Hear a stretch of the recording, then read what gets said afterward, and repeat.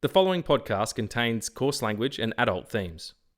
This week on the show, one good comic book cinematic universe deserves another. That's right, we're going to hashtag release the podcast, talking about DC movies, past, present, and future. I'm Regs. I'm Aady. And this is the Film Addicts Podcast.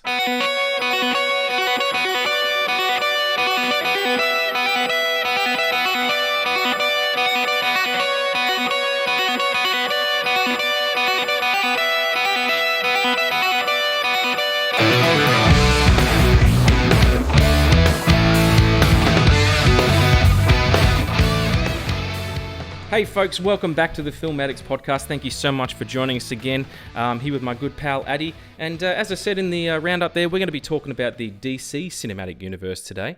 Aady, let's get straight into it. Where do you sit with these films? I know that you're a big DC fan. I'm a Superman fan, man. Come on.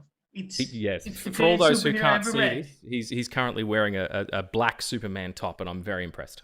Films are very interesting to me, and just their conception from Man of Steel and how they got Zack Snyder and Christopher Nolan in to get that one made, and then the so-called downfall, and then the coming of the Zack Snyder's Justice League. Well, you nearly said the Snyder cut then, and you'll get in trouble for doing that. They don't like it when you do that. You'll get a letter from HBO. Don't fucking call it that. Yeah. Yeah, it's absolutely. Yeah, it's been a weird journey, a really weird journey from Man of Steel to Zack Snyder's Justice League. Absolutely. Yeah, and so I'm a big superhero fan. I'm a big Superman fan, as you know. Mm-hmm. But my introduction to Superman was from the films. But for you, it was the comics. So you go on first. What was the introduction? Sure. You know what? Mine was the films too. Like when I was a kid and I started reading, like I said, talking about comics. When we're talking about the MCU, my first comic was a Spider-Man comic. So I was more of a Marvel kid. Also, just going back to the first episode there, thank you so much to everybody who listened and showed their support. Got in touch with us and said how much they liked it, and Aady was sending me pictures of people who were like watching it on their big screen TV, even though it's not a video, but people were listening to it, and it was just the response has been so good. Thank you so much. Yeah, it's wonderful. Thanks. And look, I've been getting messages from people I don't even know telling me to go fuck myself. I assume that's because of the podcast. Maybe that's just because of who I am as a person. But and also I wrote that joke. That's I literally wrote that joke down, and I'm really happy with it. So, a proper joke, everybody. Also, we will. You'll notice as well in the post here, we're now on Spotify as well. We're not just on YouTube, which is fantastic. Well done, Aady, for all the heavy lifting there. I just get to turn up and talk about fun stuff. So, but yeah, talking about comics. I was a Marvel kid, and I was introduced to Superman through the Christopher Reeve film from 1978. And I love those films. It's a really great series. Even the ones that aren't very good are pretty good. And that was sort of my introduction as a youth. And then when I was about 7 or 8, the Batman 89 film had already come out. And I was aware of it, but I was too young for it to have any impact. But it was 1992, and Batman Returns came out, and it was the biggest thing on the planet. And it was one of the first films I think I saw at the cinema. And that's sort of my vestibule of getting into the DC cinematic universe. And then it's kind of like nothing really happened for a long time, honestly. There was a Flash TV series in the 90s. With John Wesley Shipp, which still rules, by the way. If you get a chance to watch that, it's probably on some streaming service. It's big fun. But the movies kind of, apart from Christopher Nolan coming back with his Batman series, they've never tried to do this before. It's not like they went, an unsuccessful. I suppose Superman Returns, but they never tried like a big cinematic universe before. I mean, Marvel hadn't either, but you'd think the idea would have come up sooner, particularly with DC, because they have, the Justice League are more well known than the Avengers. Do you know what I mean? So absolutely, it's interesting that we got to this point, like so late. When did Man of Steel come out? It was 2013. 2013. Well, there you go. Like that was, and do you reckon they thought to themselves, this is the beginning? Like we're gonna actually make something huge here, or was it just them trying to reboot Superman? So I know for a fact that they didn't think there was a beginning for Man of Steel, because there's a film that most DC fans don't talk about, which is the Green Lantern film with Ryan Reynolds, which was Yeah, sure. It's the butt of many jokes. it is, but it was also supposed to be the Iron Man for the DCEU. Is that right? Well, holy shit. I guess we just answered the question from last week. What would happen if Iron Man wasn't successful? They'd reboot the whole thing. Okay, all right. Well, so what would have been the plan then? I don't get it. Why start with Green Lantern? That's a. Then again, why start with Iron Man? That's a Hail Mary. Absolutely. It's a very weird choice with the whole production and everything.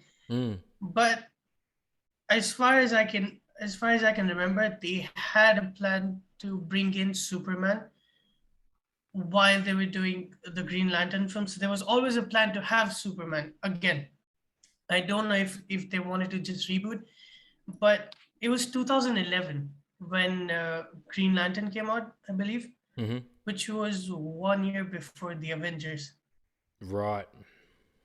And then Man of Steel came out in 2013, which was 1 year after the Avengers. So we have this weird balance of this was DC before the Avengers and this was DC after. But I get that people don't want to talk about Green Lantern. It's fine. It's a okay movie. But yeah, I don't really have a lot of opinions on that. But you'll be the only one. Jeez, everybody's got an opinion about that. I didn't not like it either. It was just whatever. It wasn't really. I think it was plagued with production issues more than anything, and that kind of bleeds into the experience of it. But that's interesting. So Green Lantern came out first, and then the Avengers happened, and then Man of Steel. So Man of Steel would have been shooting, as the Avengers was being released. So they couldn't have broadcast that they were, or not telecast. That's the wrong thing. They couldn't have guessed. Let me say that. They couldn't have guessed of what the Avengers would end up being. So it's not like they made Man of Steel thinking this is going to end up being a big cinematic universe. That must have been a post Man of Steel thing. Absolutely. And just to go back to that point, I don't think even Kevin Feige knew how big the explosion for the Avengers would be.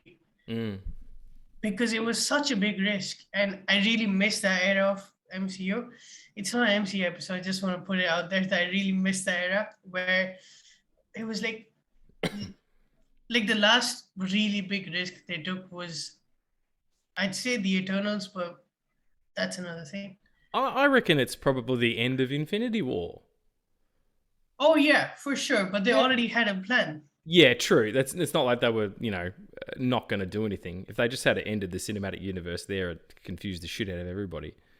But yeah, no, I understand that. The risk, doing the Iron Man film and then, Cap and Thor and then Avengers was pretty big. There's no way they could have known it was going to be what it was. But now they are completely fearless. So much so that, later on today, Moon Knight is dropping. A Moon Knight TV show? Are you fucking kidding me? I would never in a million years have guessed that was going to happen. And I've been talking about it for a long time. Like, that'd be a really good, show or something. And then here you go.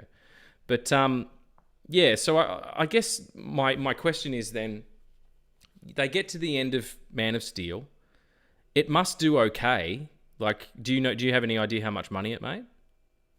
I think it made about 116 million in its opening weekend. Okay, so that's pretty damn good by any stretch of the imagination. So they've got this film, and it's they've got Henry Cavill. He's delicious, and he's got a very weird kind of.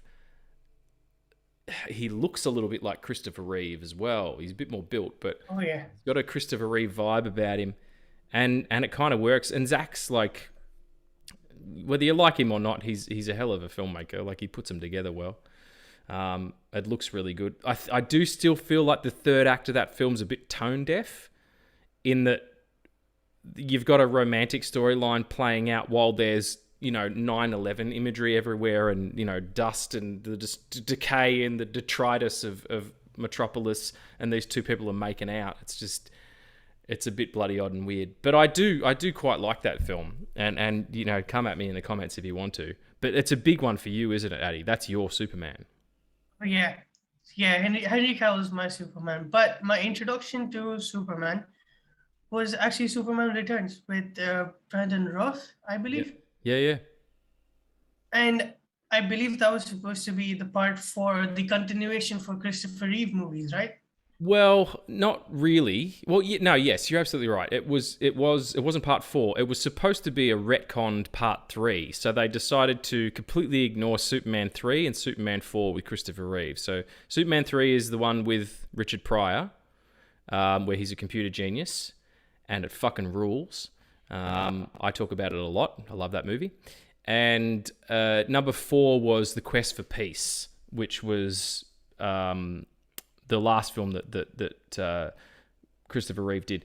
But it was also plagued with huge production problems. That was originally supposed to be released by the Sorkins, and then it was bought by Canon, and they halved the budget just before production started, and there was a lot of issues. And everybody came back because Chris Reeve had a message that he wanted to send out, which was nuclear disarmament is not a bad idea. And as beautiful and heartfelt and naive as that is, it's tough thing to do with Superman. When he starts solving mankind's actual problems, you get into a narrative issue, because you can't tell those stories and have to be, it's in the situation that we're in now. You can't have Superman turn up and solve the current crisis that's going on. It's just it's divorced from reality, and it feels disingenuous.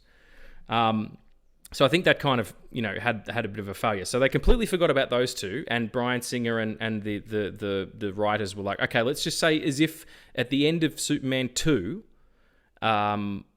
Superman flies off and goes away, and he's gone for like 5 years or something, and then returns after looking for Krypton. Yeah, so that's why it uses the same score as well. Like, it has the same kind of feeling about it, and I kind of like that movie. I don't know.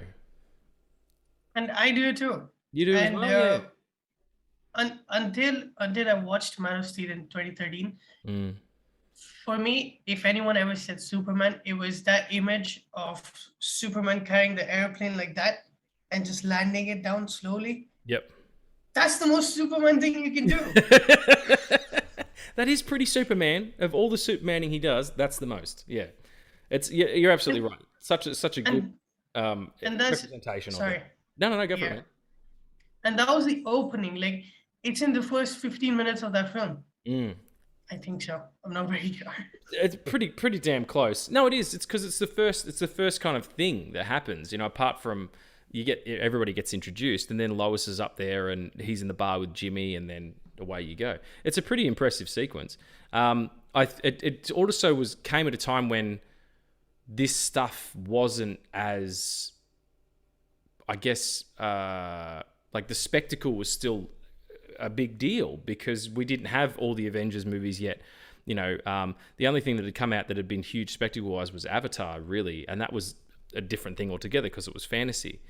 But the saving of the Boeing jet thing and all that, it was really huge, and it was hard for, I think, DC and the heads of whatever their movie division is. I know that it's Jeff Johns now and a couple of other people, but at that particular time, I think they weren't 100% sure of how to package Superman and make him be something that could sell. Because if you look at Man of Steel and BVS 2, they're not for kids.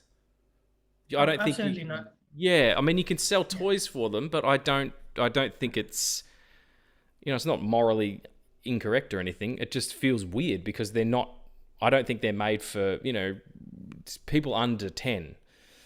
I think they're more for your sort of, angsty teen kind of people like yourself. Yeah. So, okay. we're talking about Man of Steel, which is successful. You know, you got to talk about Zack. He's like I said before, regardless of what you think of him, he's a hell of a lensman.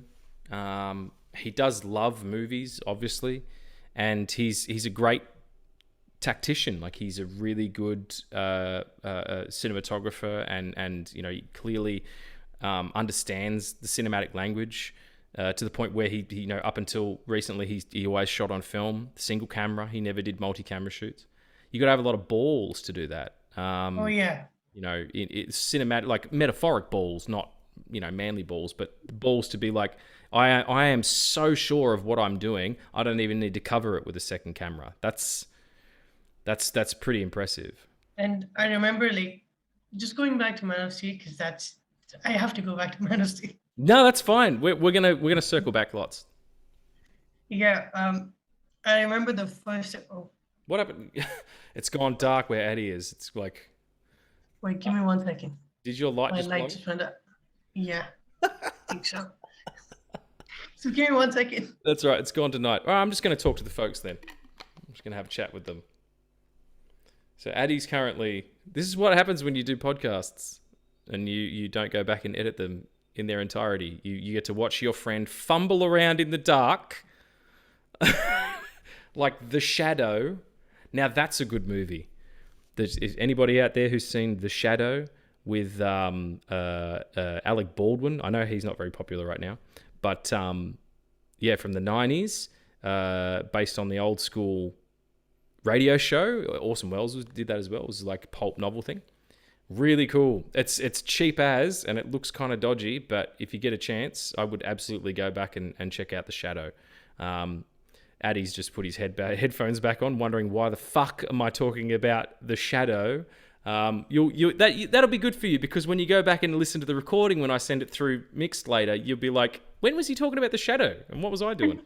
That's what's up. Are you all good? You all right? Yeah, all right. That's live, baby. So you were talking about going back to Man of Steel. Do you remember what your point was, or have you forgotten? I do. I remember the day. Mm-hmm. Good job. I remember the first ever teaser for Man of Steel. Oh, I could be wrong here, but amazing. The first ever teaser that I saw was it's in that scene where he takes the flight for the first time in the suit. I think it's just a 3 or 5 second teaser with him, just his fist down, and then like the rock starts circling around him, and he just bursts up and he says, "Man of Steel coming soon." Yeah, pretty impressive. Yeah, and I remember, like, I bought this shirt, and every time I wear this shirt, I do the same thing where I kneel down. I just imagine in my head that I'm taking off like Superman. You're such a nerd. I love it. That's the best. No, you're right. I used to wear. There is something about that symbol, and like that trailer. You're right. It was really powerful. The distortion of gravity around him as his like inertia starts to build up, and then he bursts. And also, there was another trailer which was a young boy with a red cape. Yeah. And it was like hanging. He had his hands inside. And the like the Hans Zimmer score. That's one of my favorite scores of all time. And God bless the man. Just won an Academy Award for Dune. For Dune. Even though they didn't give it to him on the night. Fucking idiots. But anyway, yeah, that's such a great score. But the see, now I've forgotten my point. I was talking about something with the You're talking about the trailer, the first trailer with the kid with the cape.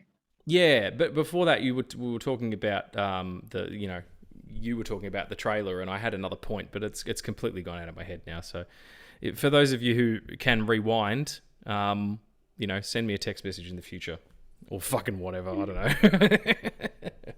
But yeah, the campaign around it, like the entire marketing campaign, because I honestly wouldn't have really cared. No, not that I wouldn't have cared. I would have gone to see it, but I wouldn't have been as excited if they hadn't have like had a really, really smart marketing scheme where the trailers came out And it wasn't like they have now where you go and see the trailer and the trailer has 3 acts and it tells you everything. They even did that for BVS, Batman vs Superman. Like the trailer for that gave away the farm, like the entirety of that film was given up. But in the Superman one, it was still a little bit ambiguous. Yeah, and when you watch that film, the first 20 minutes of that film are absolutely gorgeous. Yeah.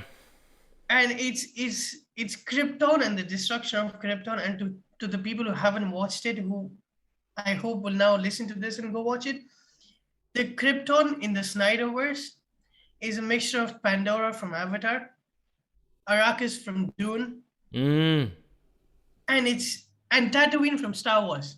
Yeah, that's the only reference I know. Yep. Because you're not a Star Wars man. But everyone knows what Tatooine looks like. What does it look like? Sand. Yeah. But yeah, you're absolutely right, though. Yeah. It is beautiful and amazing, and they have weird animals. Like they have a turtle cow that's also a giant. Did you say a turtle cow? Yes, it's a cow with a turtle shell and also has horns. Well, then it's not either. It's not a cow or a turtle, then, is it? It's something else. It's a Kryptonian fart art or something. That's just a word I made up then. That's nonsense. But yeah, you're right. The design of it, and because we've never really seen Krypton as an organic structure. The previous films, and even some of the comics too, had it as this sterilized crystal, very white, opaque, almost ice planet. It was just, there was no dynamics to it all. And then seeing it, like the scene where Russell Crowe, why am I putting on an Australian accent? I'm Australian. And I'm like making it more Australian. Oh yeah, Russell Crowe, you vagina. Like just that kind of, you know what he's like. No, he's great. I love Russell Crowe. He's good quality. But where he gets on the big, sort of like dragon bat thing and flies it down, then goes and gets the codec. Like you're right. The opening 20 minutes of that film, like I would happily watch. I know they made a TV series, but I would happily watch, the Jor-El story where it's just him and Zod fighting over Krypton. That'd be pretty cool. And it's so beautiful, and it's like you feel it when the planet implodes and then explodes at the end. You feel the weight. And I could be wrong, so correct me here, but most of the Superman films, they start off with just like that day of the destruction of Krypton. Yeah. Where they have to send off Kal-El, and it's I think Jor-El says that we're sending them hope. Yeah, that's the consensus, right? Yeah. And there's a very interesting thing about the entirety of DCEU, where the introduction to Superman in that universe is, why I say it's very interesting is because when we are introduced to Superman, it's a world that already has adapted towards the ideologies of Lex Luthor, where if a man has almost the same power as God, it's like he shouldn't be allowed. Okay, yeah, that's a really good point. Yeah, that's a really good point. And I think that's where a lot of people are like, "What? It's a dark Superman." It's really not. In Man of Steel, I love that. I think Man of Steel is the first ever Superman film to have Superman just questioning himself so much. Like, because for him, the burden of his father, and I love that, even in the Smallville series, I haven't seen it, but I've done some research, and I think Jonathan Kent, right? His father, Earth's father, Jonathan Kent, he dies of a heart attack, correct?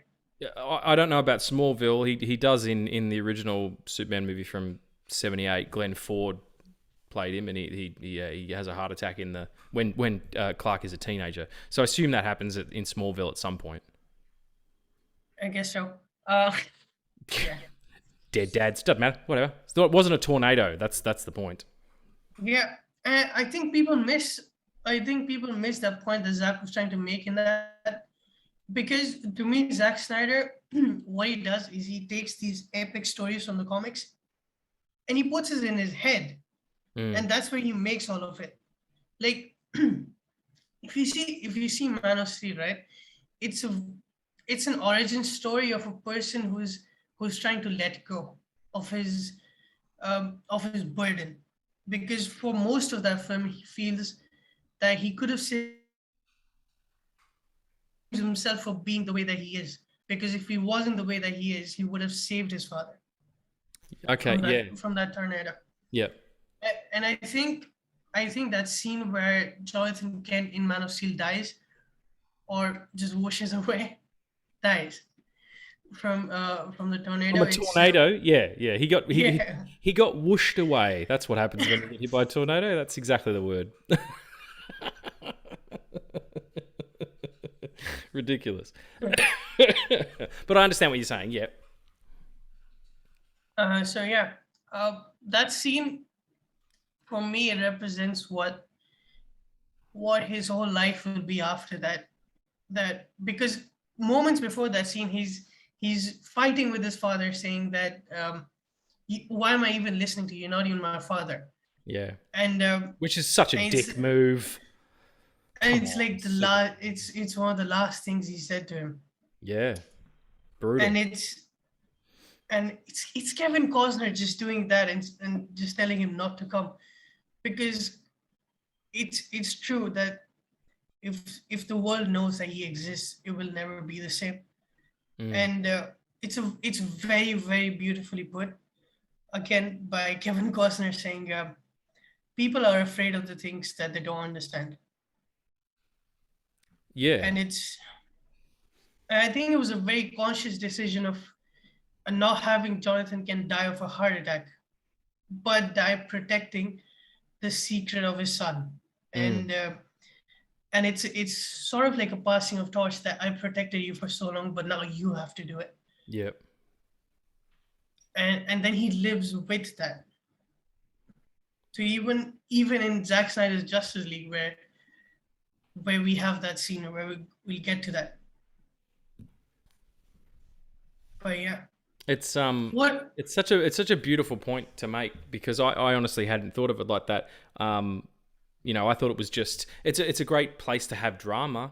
It gives him it gives Kal-El like pathos and a lot of drive, to be the version of a hero that his dad would be, okay with going out there in the world and doing these things.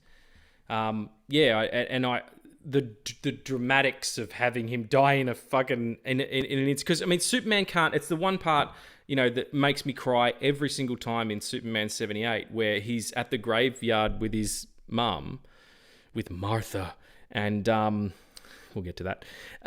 He's at the gravestone with Martha, and stop laughing. And he's literally saying over his father's grave, all these things I can do, all these powers, and I couldn't save him. In Man of Steel, he could have saved him, but his dad says, my life isn't worth what will happen to you if they find out. And he's not wrong. There is immediate distrust of Superman when he does reveal himself. The only person who really kind of gets him is Lois. And power is it's something that people go up, especially in comic movies, but in everything, in life, in business.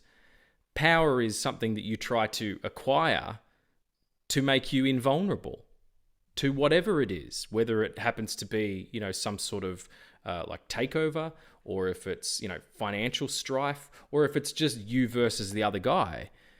That is what people try to attain, is the strength to make all the decisions they want to make and not compromise, which isn't realistic. But Superman is able to do that while having ultimate strength and not be corrupted by it, which is kind of why I have a problem with Superman being the ultimate villain in the Snyder Cut, that he would eventually turn, because it's so easy to do that. It's so easy to write evil Superman, but it's like, what would someone who is all powerful do if they were evil? Well, we know the answer to that. Isn't the story better about a guy who has all that power but remains good? Exactly. Just a thought. Yeah. But that actually, it brings us around nicely to, I mean, we're not going to go through every single one of the DC films because we'll be here until next week, and we'll be doing, the longest podcast of all time. But I think we've got to talk about BVS only because it's an interesting choice for a sequel. And it is about that power. It's about, power corrupting absolutely, and Batman's character being so jaded. There's that great line where he's, says how many years, how many good guys are left in Gotham City, and how many stayed that way. He's been fighting for so long, he doesn't believe in the cause anymore. He just does it, I think, out of, some sort of strange loyalty to Gotham. But in terms of the storytelling and where you go from one place to another, going from Man of Steel to BVS is really interesting. And I want to know what you think. Why did they do that? And you can say it's Marvel. You can say they've seen Marvel's success and gone, we need to get ourselves to an Avengers level movie as fucking toot sweet as we possibly can, because they're going to outshine us at every turn. Maybe they reverse engineer that, like, we'll go big, to start with, and then we'll go small, which is kind of what they've done. They kind of got us to Justice League, and now everybody's getting individual shits. So why do you think they go Batman versus Superman immediately after Man of Steel instead of doing a Man of Steel sequel? Like a proper sequel. Absolutely. Sequel. Sequel. Yeah, the Man of Steel right? sequel? That's great. Idiot. Are you writing these? Are these written then? No, like, what? Yeah. So, what do you think for the sequel? Why would they go BVS? Why wouldn't they go Man of Steel 2 and maybe just tease Batman and then have Batman have his own movie? Like, what is it? Just the race to beat Marvel? I don't know. So, I think Marvel is a very big factor of how DCU ended up and how it's going now. It's a very beautiful flow where you see the impact and the sort of let go. But coming back to BVS, it was hard because I think what happened was, I'd love to believe that it was Zack Snyder who came up with the idea of having BVS as this second part. But I don't think so, because, like, I don't care what you think of all of Snyder versus Snyder himself, but the man gets Superman so perfectly.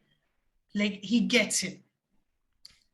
And I don't think he would have just had Batman and Wonder Woman in the second one. I think it's a very, very it's a very ballsy move to have the end of Man of Steel be the end that it is, where he goes to Daily Planet and he's introduced to Lois, and Lois says, welcome to the planet, and he says, glad to be here. When you end a film like that, you have a clear idea of where you want to go next, right? And I think it was what I believe is that I don't think that DC thought or WB thought that Man of Steel did well, and they jumped the gun where they were like, oh shit, so Superman didn't do well, so what do we have? We have Batman, so let's just give Batman to them then. Yeah. Because we have this universe, so let's just give Batman, we'll have even Wonder Woman there. And fuck it, at the end, we'll have the whole Justice League there, because if that's what you want. Yeah, on a Dropbox folder, like. Yeah. Hell, wouldn't they use Google Drive? I don't know. Dropbox put some money into that film, I reckon. Yeah, I completely agree. They've. It sounds like top level thinking, definitely, and they were primed for a Batman reboot or a re-something, because when was The Dark Knight finished in 2010, the Dark Knight series, something like that, or I think it was. Oh, it was 2012. Did Dark Knight Rises come out in 2012? Yes, I remember, because it was Amazing Spider-Man was going to come out a month before that film was going to come out. Oh, or really? something like that. Yeah. Wow. All right. Well, just you forget how long in between the movies there are because it happens so quickly now. Like, Batman Begins was 2005. The Dark Knight was 2008.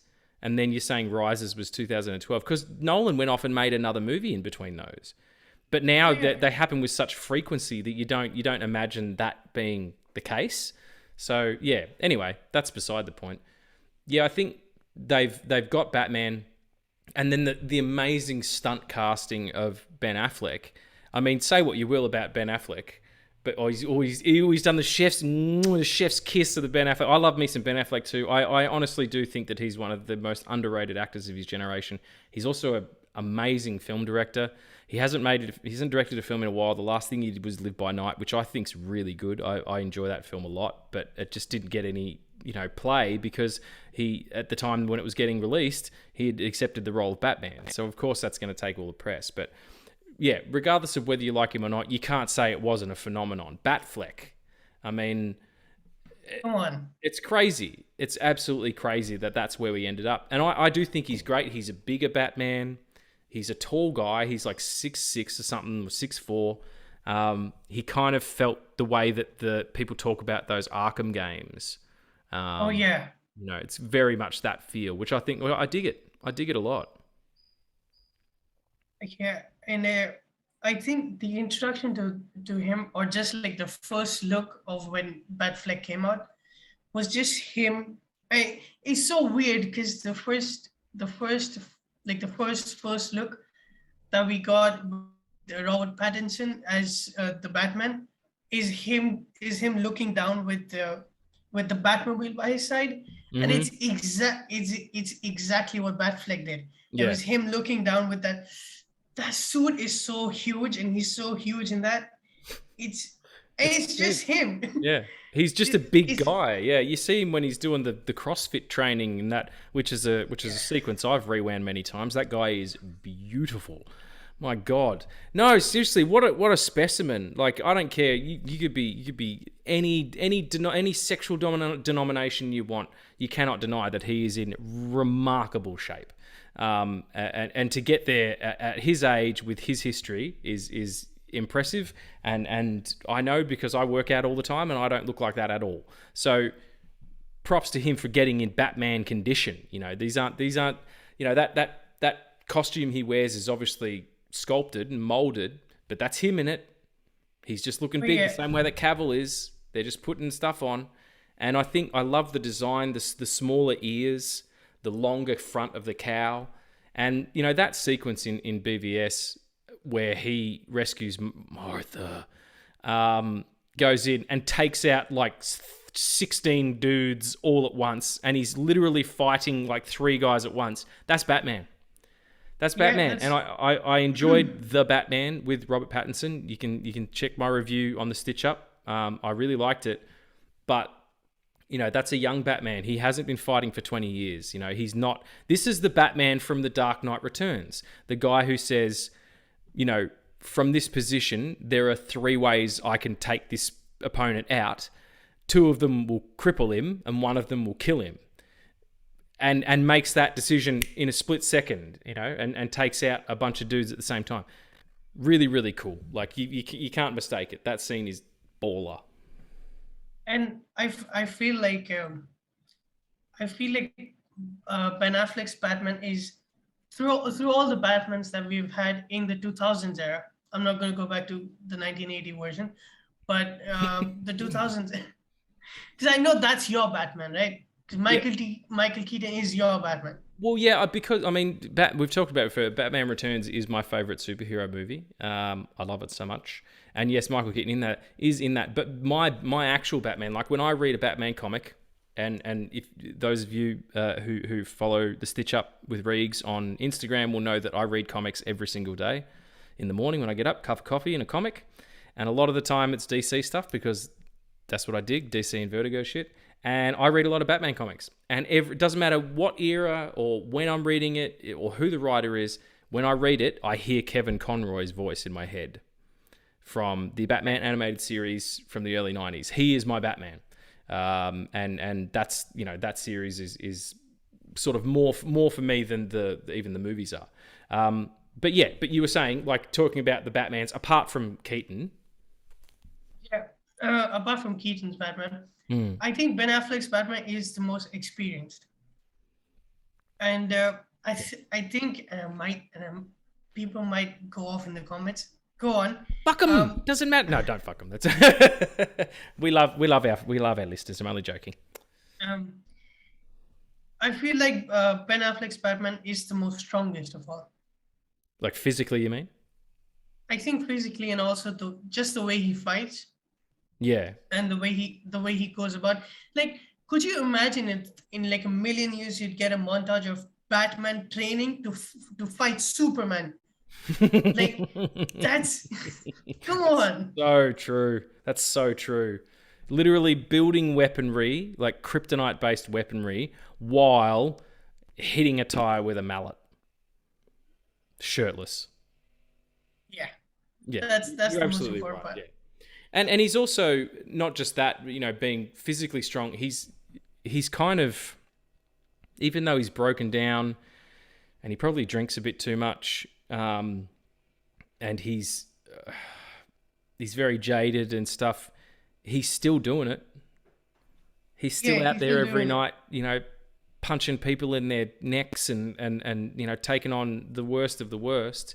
And I always liked the way that Michael Uslan, the producer of the Batman films, and he's a DC writer as well. He said it best. The way that you describe the difference between Superman and Batman is Superman is like the fight to make things better, and Batman fights to keep things consistent and in the same place. It's not better or worse. It just doesn't get any better or worse. It just stays the same. And I like that. And Grant Morrison, the writer, says Batman, like Superman, fights the impossible. So brainiacs and, world-ending events and things like that. And Batman fights death. He's constantly battling with the what happened to his parents and trying to stop that to happen to other people. He's literally trying to defeat death. And if you look at him through those prisms, Batman, and I've reappraised it too, like I did one of the very first Stitch Up episodes I did with Hugo years and years ago, like 2016 or something, was about the BVS film. We did 3 episodes on it, and I ragged on it a lot. Being older and wiser, I've kind of reappraised it and looked at it through the prism of the way that you understand these characters now. And if you think about them fighting the impossible and fighting death, that movie makes a lot of sense. Absolutely. Now, should we go to a part where it doesn't make sense? Okay, all right, I'm interested to see, because I know that you like these films so much. I want to know where you find the parts that don't work for you. I don't like that the second film of Superman is the adaptation of the Death of Superman storyline. Yeah. Why would you do that? So early. And it was like, could you imagine going into a theater and not knowing that Doomsday is going to show up? Like, if they wouldn't have released that trailer, anything else except that trailer, right? Or just that trailer without Doomsday, I think it would have made a lot of money. But that doesn't take away from the fact that even if you watch the extended cut, which is like 30 minutes more, I think it's 2 hours, 30 minutes or something. It's 3 hours long. Oh, the extended edition? Yeah. And it's actually a better film because you just... What it adds is more sort of character stuff and understanding of what's going on behind the bigger stuff and, the actual bigger themes going on. It's... I liked it more than the original. But that's beside the point. Yeah. So I watched the extended edition and I kind of liked it. I like that Clark Kent goes to Gotham, and to Gotham, Batman is something to be afraid of. Not at the end of the Batman that we live in, where it's that he's someone that will help us. It's someone that, if we do something wrong, we might get killed by this bat. Yeah, there's a lot of threat there. And I like that, and I like those two worlds just, coming together. And I think Zack Snyder pointed out that Metropolis and Gotham in the Snyderverse are sister cities. Yeah, it's like New York and New Jersey. Yeah. And I like that. Like, I like parts of it, but I don't like Doomsday, and it's not just because of his the way he comes out. I also don't have a problem with Jesse Eisenberg being the Lex Luthor that he is. Okay. I know that's a very unpopular opinion, but I feel like it worked with the tone of what they were doing. I just don't feel like it felt too soon to have that big of a story as a sequel to something that just sets up the universe. Agreed. There's a lot going on in that film, particularly the third act, where you get, you could introduce Diana Prince in that, and she's just trying to get a hold of that artifact, or she's trying to steal information from Lex or whatever it is, and Batman runs into her at that function, and that's all you see of her. She doesn't turn up at the end. But they had to do that because they knew they were going into Justice League. They had to set these people up. But the fact that Cyborg, Aquaman, and the Flash are all introduced quickly, but you understand who they are, or at least you do if you have any passing understanding of the comics. But they don't get their own film before they're introduced in Justice League. I think is it did a disservice to what we now understand to be the Snyderverse. I think if he had the opportunity to maybe tag in a couple of other directors to make individual films while he was doing BVS or something, and had it all happen linearly as opposed to not linearly, horizontally instead of vertically, them being made at the same time instead of one after the other, and then kind of everything comes out within a few months of each other, and then Justice League, you probably would have got a better reception. The other X factor, of course, is what happened in Zack's private life, and it's been talked to death, so we won't go into it. But everybody knows what happened to Zack, and why he had to walk away from Justice League. That movie is not his movie. He's made that perfectly clear. No. His movie is Zack Snyder's Justice League that was released on HBO Max last year, almost a year ago to the day. Actually, it was like a week ago. It was a year ago. That film is, there's a lot going on there. There's a lot to unpack. It's really huge and all that stuff. If he doesn't have that to happen, and we get to this point where, it's just been Man of Steel and BVS, and then bang, we're into Justice League. Did Wonder Woman come before Justice League? It didn't, did it? I don't know why I think it did. Maybe it didn't. It didn't, did it? No. It didn't. I think it came out a few months after. Okay. Anyway, if we're wrong, correct us in the comments. That's totally fine. Oh, no. Oh, my God. It did come out before... It did come out before Justice League. I think so. Yeah, no, it must have. Because she talks about Steve Trevor. She does. Yeah, okay. Oh, yeah, she does. See, yeah. Well, we didn't do our podcast research, but we're new at it, so whatever. Yeah, so you get those three films, right? Pretty good setup. Superman, Batman, Wonder Woman, they're your big trinity. And then getting into the Justice League. Zack gets to do Justice League. He gets to finish his Justice League. And it's successful. Not to say that the 2017 one was not successful. Clearly the Snyder Cut is, or Zack Snyder's Justice League was very successful, but it's not what we would have gotten had he been able to just complete the original. What do you think the landscape of things are now if the Justice League works? Do we get Ben Affleck's Batman film and we don't have Pattinson? Do we get these, do we get a second Justice League film? Like, what does that look like? It's a very interesting question. Well, thank you. I do this for a living, so. It's just interesting. I'm fascinated by the multiverse of possibilities. Like somewhere in the multiverse, his Justice League was the one that came out in 2017, and the DC universe is different because of it. Yeah, it's very, I know it's very unreal to just say that Zack Snyder's Justice League exists, Mm. because for a long time it didn't. Mm. But then again, it always did. They just didn't acknowledge it. But um, to go back to your question, I do think that even if we would have had his version of the Justice League in 2017, I think he wouldn't have gone the route that WB did, where we would have at least had a film with Wonder Woman and a film with Ben Affleck, Mm-hmm. which I think then would have led to a much better Justice League that he would have done. Mm-hmm. And then we would have gone on from there to Aquaman.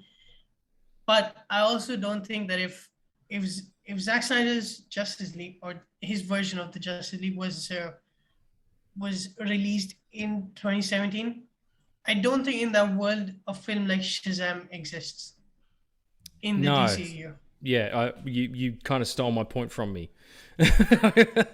God damn it. Why didn't we? It's like when you turn up to a party and you're dressed the same as someone else, you're like, ah, shit. But yeah, I think you're absolutely right. I don't think we get Shazam, or it's really sad we don't get Birds of Prey, which is my favorite We of don't. the DC pictures. So good. Birds of Prey is amazing. Birds of Prey is amazing. And you don't have whatever it is now. Like clearly Flash, the Flash film that's was supposed to come out ages ago, but has now been pushed back again. I know how you feel about it. They're going to reset. They're resetting the universe in a Flashpoint style, kind of a way. And you've got, Black Adam and all these kind of films that are now everything lives on its own.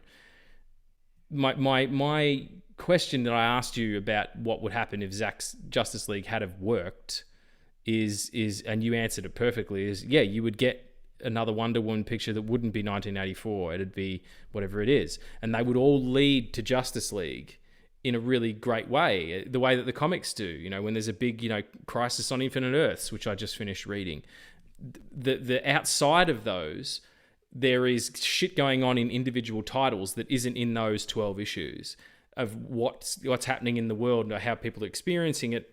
So you're in a Batman movie. Affleck's Batman movie was supposed to be kind of like Arkham, the was it a Serious House on Serious Earth? The I think that's what it was called, the Grant Morrison graphic novel, and it was going to be set within the confines of Arkham. Really cool idea. Maybe that kind of looks the same, but while you're in Arkham, something happens, something big that is leading to Justice League. I don't know. What are they called? Those things again? I nearly said New Gods, but that's not it. New Gods was another film that didn't happen then. Well, yeah, the Ava DuVernay film, didn't happen either. I think they were like, this is not where we want to be going. What are those things called? The flying bug dudes. Parademons. Bug police. Parademons. Parademons, yes. Everybody. Do I redeem my point from the last podcast? Yes. Yeah. You get one nerd point back for Addie. I'm going to put it on the board here. Fantastic. Well done. Yes. And then I want to say Demogorgon, and that's the fucking thing from Stranger Things. Like, I'm all mixed up. But yeah, I feel like they would all kind of lead into each other, even more so than the Marvel movies did, because they only had, it was really the things that linked them was the Tesseract and Loki was the things that got you to Avengers. It wasn't anything else. With these other films, I think they kind of would have bled into each other a little bit better. But that's all what ifs and maybes and I don't knows. So yeah, interesting to think about though. I am glad that he got to round it out with the Snyder cut. How do you feel about the Snyder cut? You were pretty pumped. We weren't friends yet, so I don't know how you feel about it. Yeah, we didn't. Yeah, we weren't friends yet. We didn't know. Yeah. What was your feeling on it? So in all the Snyder films that he's done, like all the films that he's done for DC, Justice League, and to be honest, I didn't know anything about anything that happened before. Like until after I watched 2017's Justice League. Mm-hmm. And now it annoys me because I didn't watch it in theaters, but when I watched it, it says directed by Zack Snyder. And it's the furthest thing from anything that Snyder did in the universe. It's like it says directed by Zack Snyder in a slow motion, and the slow motion is the furthest thing he's ever done for DC. He loves slow motion. What are you talking about? It's his favorite thing.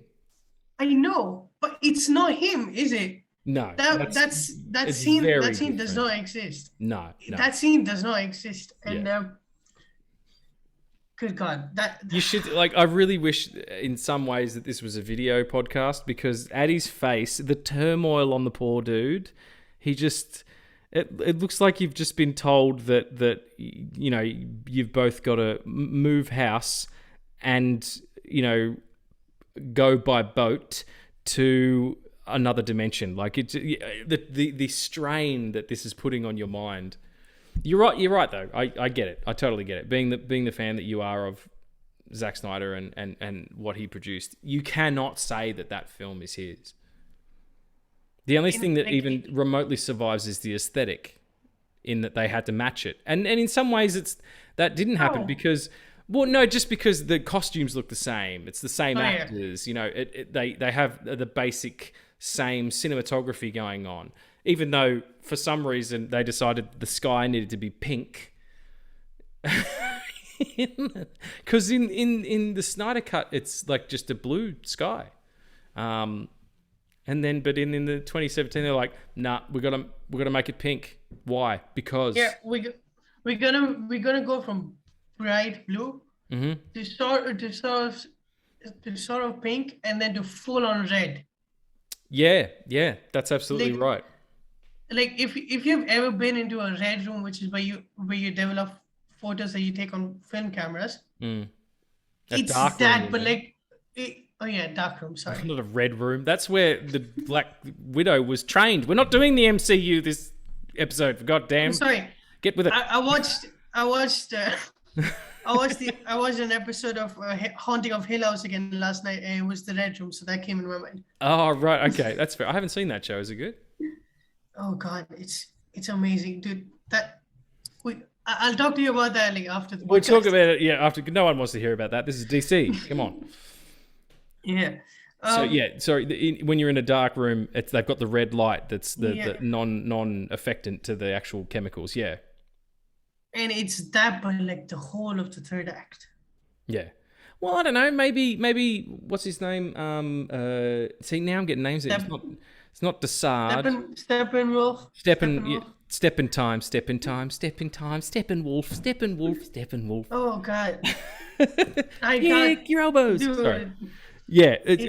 I really like Steppenwolf, the band. No, I like the character. I think it's a pretty cool character in the Snyder cut, because he's actually got a really good reason to be doing it. He tried to betray Darkseid, and he now owes Darkseid, what was it, like 10,000 worlds, 50,000 worlds. 50,000 worlds. That's 50,000 worlds. That's like if you were in Vegas, they'd take your kneecaps out for that. That's what that is. That's a gambling debt you just you never pay back.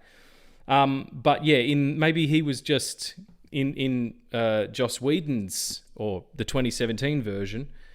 Maybe he is just a really big fan of photography. Maybe he just likes taking nice centerfold pictures of his demon people. What are they called again? I've forgotten again. Shit. What are they called again? Parademons. Maybe he just maybe he's developing, like, how, I don't know if you have this where you live, but every year the fire brigade in local areas, particularly in my area, because the fire brigades here are quite big because it's a rural, they have like a charity calendar where it's all like firemen, all sexy firemen, like, with the, I'm just hang on, just the zip coming down there, and like wearing the thing, but they're in fireman's gear. And then last year it was really good. They were like holding puppies and kittens and stuff. It was like, It was fantastic. It was such a good calendar. But anyway, meaning that it made a lot of money for charity.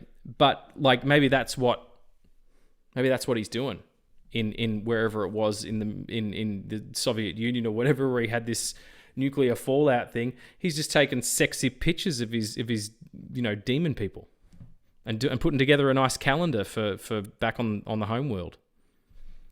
It's just a thought. We don't see everything. We don't. That's the thing.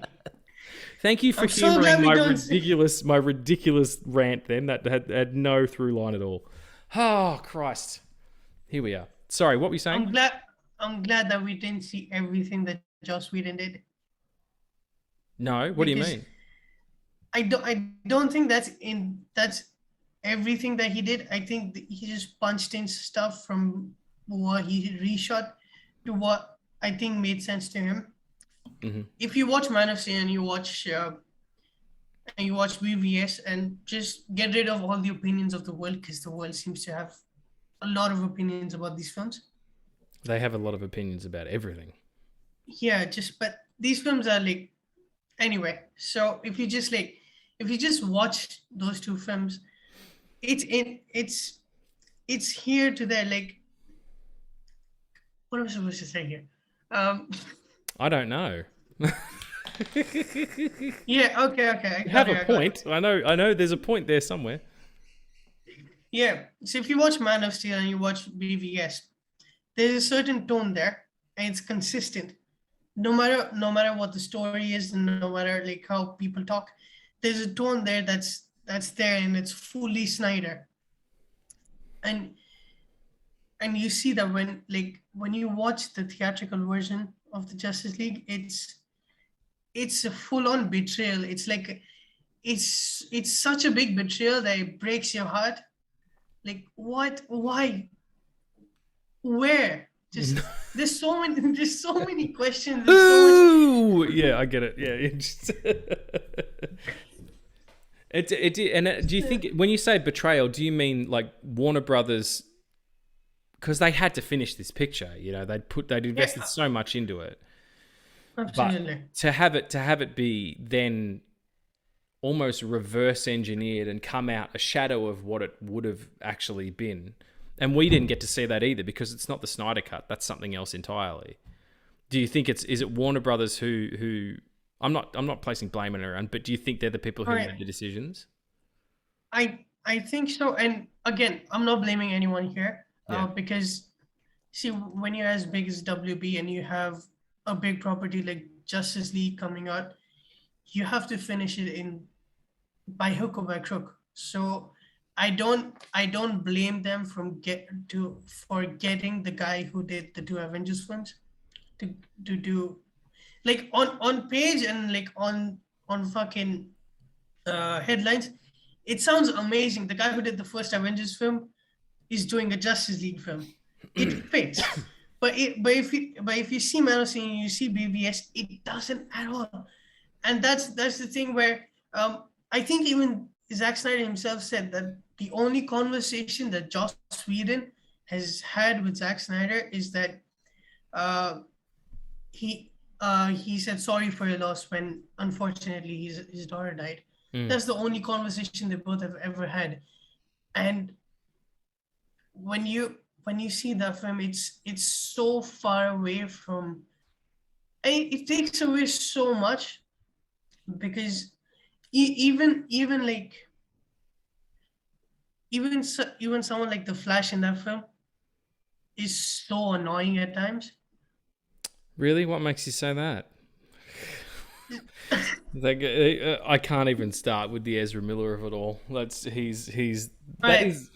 That is one of the worst castings. You would have been better off putting a chimpanzee in the Flash costume, because he just doesn't get it. He's so far removed from Barry Allen.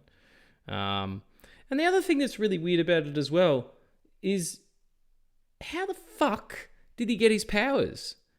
Because at the end of that film, he comes up and says to his dad, who's in prison, I got a job working in the lowest possible level at the crime lab. But that's how he gets his powers. He's working in a crime lab and the lightning strikes a rack of chemicals. So they never explain it. Maybe we'll get the explanation in the Flash movie, but it just was very weird. And Ezra Miller is. Do you really think that? Do you really think that? Yeah, I do. Then we get an explanation of how he got his powers in the film that's retconning everything that was before his powers. That has 6 other Flashes in it, and Supergirl, and 2 Batmans. Like, yeah, there's a lot going on in that film. And I think they're going to have a real hard time juggling juggling the way that they did in No Way Home. To get all that to work, the multiverse idea, and multiverses, it's not a new idea. They've had them in comics for a long time, and it's part of string theory. It's part of an actual field of thought about the possibility of, not only alternate dimensions, but parallel dimensions that live alongside ours and a variant in minor fractions of changes. But there is one for every decision you don't make. That's a really interesting concept. It's certainly not a new one, but it's a lot to carry. And Spider-Man did it well because it executed in the places where it needed to. I feel like, and I haven't seen it yet, obviously, no one has. And the problem I will have with it, the Flash movie, is the fact that I don't think Ezra Miller is very good as the Flash. He doesn't seem like he's a very nice person either. He's gotten in trouble again for assaulting some fans, which is garbage. But anyway, regardless of all that tabloidy stuff, he's just not a very good actor, in my opinion. But that Flash movie has a lot of balls in the air. Oh my God. Yeah. And the guy directing it, Andy Muschietti, I hope I'm pronouncing his name wrong. It's not that he's going to listen to it. I believe it's Andy Biskitty, and it's how I used to pronounce spaghetti when I was a child. That's how I remember. No, you said it right. I think it's, the guy who directed it. Yeah, I've been a fan of his work. Good choice. I've seen the first film that I think it was his first English film that he did. It's called Mama. It's a very indie horror film with an amazing concept. Mm-hmm. And then I fell off and I didn't watch anything else. But I watched it. Yeah. And I didn't then watch I watched the It chapter. movies. And I watched it. You haven't? No, are they good? Oh, dude, the first one's so good, and the second one is it feels like a story. I know most people don't say that, but it feels like a continuation of a story. Okay. But if you actually leave those 2 films and just watch them separately, you will also not miss anything. Oh, okay. All right. So they kind of stand alone and as a double feature. Right? Like how they did with Ghostbusters Afterlife, where if you haven't seen the original, it wouldn't take away from the experience of experiencing Ghostbusters again. Yeah. Right? You can still enjoy that film without the previous, but if you have previous, that's another thing. You're right. Yeah. Okay. So Andy Biskitty, he's going to direct The Flash, and what are you saying? It's a weird choice. No, I was saying it's a very bold choice for a guy who's doing horror to then put into DC, which I think started with it was James Wan who did Aquaman, and then it was David S. Sandberg who did the Annabelle films, and he did the best Annabelle film, which is the second one, and he did Lights Out, and then he did the Shazam film. And I've been a fan of the guy when he was on YouTube, just creating short films. Yeah, and it's so amazing to see him. So cool. Go to this point. He's also one of those guys who still during the pandemic was just making little short movies at home. And the fucking best idea to get one of those little handheld LEDs, just the 3-panel LEDs, and put it inside a paper lantern and use that as diffusion for filming in hallways and moving on a rod. I'm like, you're a fucking genius. He's just made, I mean, Shazam's not huge or anything, but it was, it's a big Hollywood picture, and he's at home, making movies with, a standard, whatever you would just an SLR camera and a fucking light inside a paper lantern. What a legend to be able to go lo-fi like that. I love it. And he goes on like that, and he goes on with that mentality, and that's what makes, for me, I think Shazam is the most underrated DC film, because people like a lot of criticism that I think it got, or what I read of, was that it doesn't feel DC. If you watch that film, it's so DC that you can't even like get out of it. Like, it's, dude, imagine a world where you're a kid and Batman and Superman and Aquaman, Wonder Woman, they exist. That's a film that happens only after we get something like Joss Whedon's cut of Justice League. Yeah, okay. In terms of its sense of humor and its lightness, it's yeah, I can see what you're saying there. But I think, I mean, everything that came after that has been a bit different. Aquaman doesn't feel like a DC. Aquaman feels like a really silly and over the top Indiana Jones movie. You know, there's just so much going on in that film, and it's ludicrous, but it works. I like that movie a lot. I mean, there's some batshit crazy stuff going on in there, and the final, like the third act, the underwater fight, is exactly what you want for an Aquaman film to be. Giant crabs fighting guys riding sharks with lasers attached to them. Like, are you kidding me? It's the best. Yeah, like, that's something. Yeah, sorry. No, that's fine. I was just saying that it doesn't feel like a DC movie, but in the best way.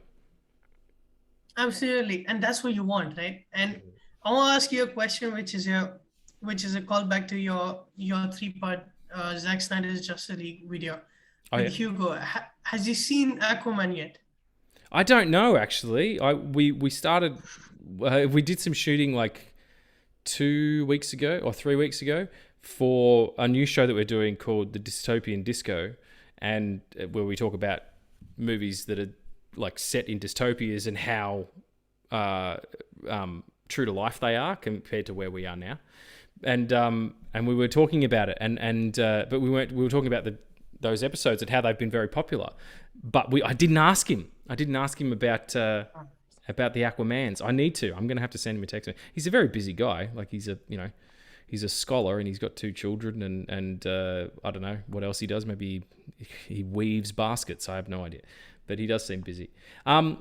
So just going back to things post, excuse me, post Justice League and pre Snyder Cut.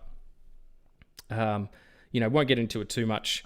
Wonder Woman 1984. I said 1983 before. I think it's 1984.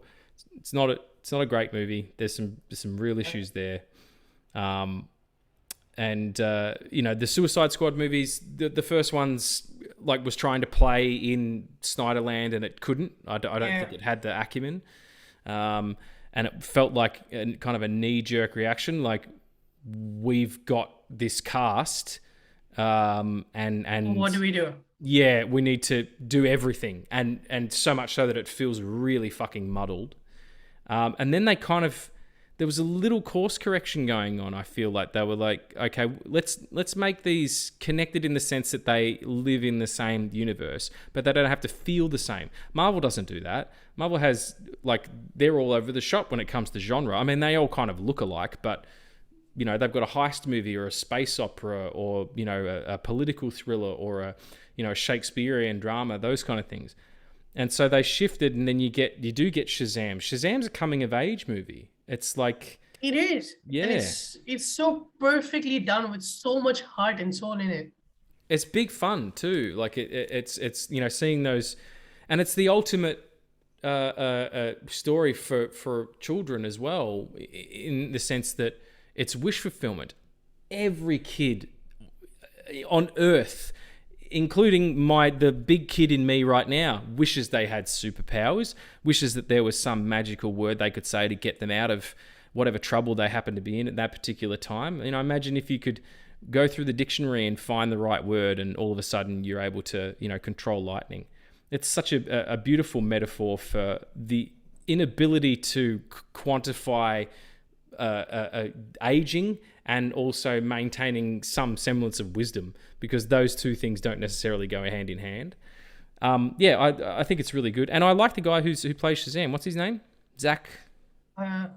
Zachary Levi. Zachary Levi, great actor, really good choice.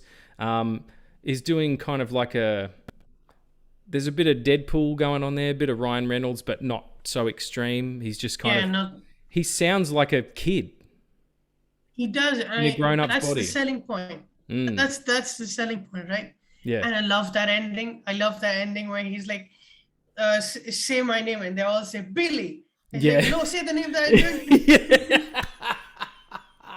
That's great. And yeah, they all get superpowers, and the kid who's kind of got the leg troubles, he's got the brace on the leg, he gets to be strong, and it's just it is a really, I'm gonna fucking watch Shazam tonight. I don't even give a shit. That's a good movie, man. You're right. I enjoy that a lot.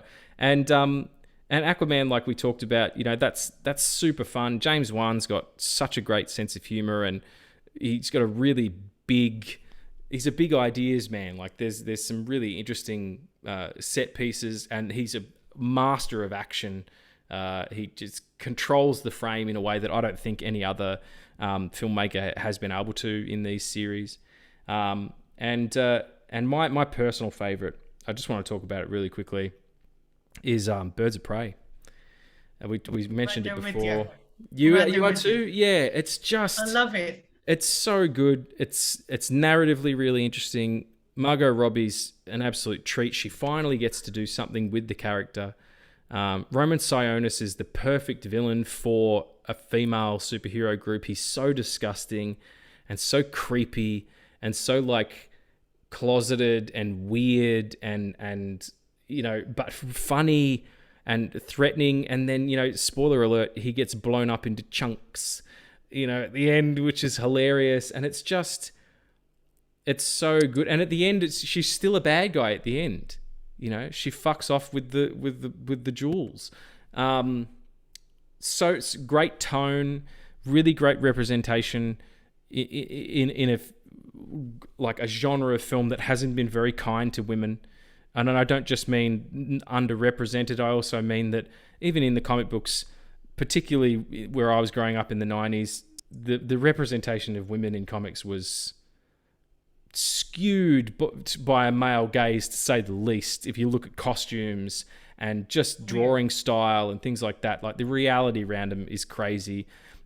And that also leads into the movies. Like if you track Harley Quinn as a character on screen, in the first Suicide Squad movie, she's literally getting changed in front of everybody, and the camera, I believe, was all the way up her ass, and it was just, it was so manipulative and weird. And then you get to this film, and she's just wearing kind of like punk clothes. She's just a person. She's like throwing up in the bar that night, and then next day she's waiting for her sandwich, and it's just there was I mean, okay, this is going to sound weird. I know women like her, and I don't mean I know insane clown people. Yeah, I get what you mean. I know people like that. I know hard-nosed detective type women. They're not detectives, but the archetypes aren't archetypes. They're just realistic representations of feminine and non-feminine traits without hanging a hat on it. And the perfect example that everybody points to is they're in the middle of a fight and Canary can't fucking fight because her hair keeps getting in the way. So Harley gives her a hair tie. It's so simple. Perfect. So simple, but makes it. And from two guys, like, we don't have a dog in the race. Like we're not underrepresented in this industry at all. But I like the fact that it can be recognized that, yes, this is the move forward. This is the way forward. And the fact that film didn't do well and isn't getting a sequel is a crime. Wait, please don't say that's real. Yeah. That's real? Yeah, I mean, there's a TV series coming out called Gotham Knights, in which Batman is, I think, dead.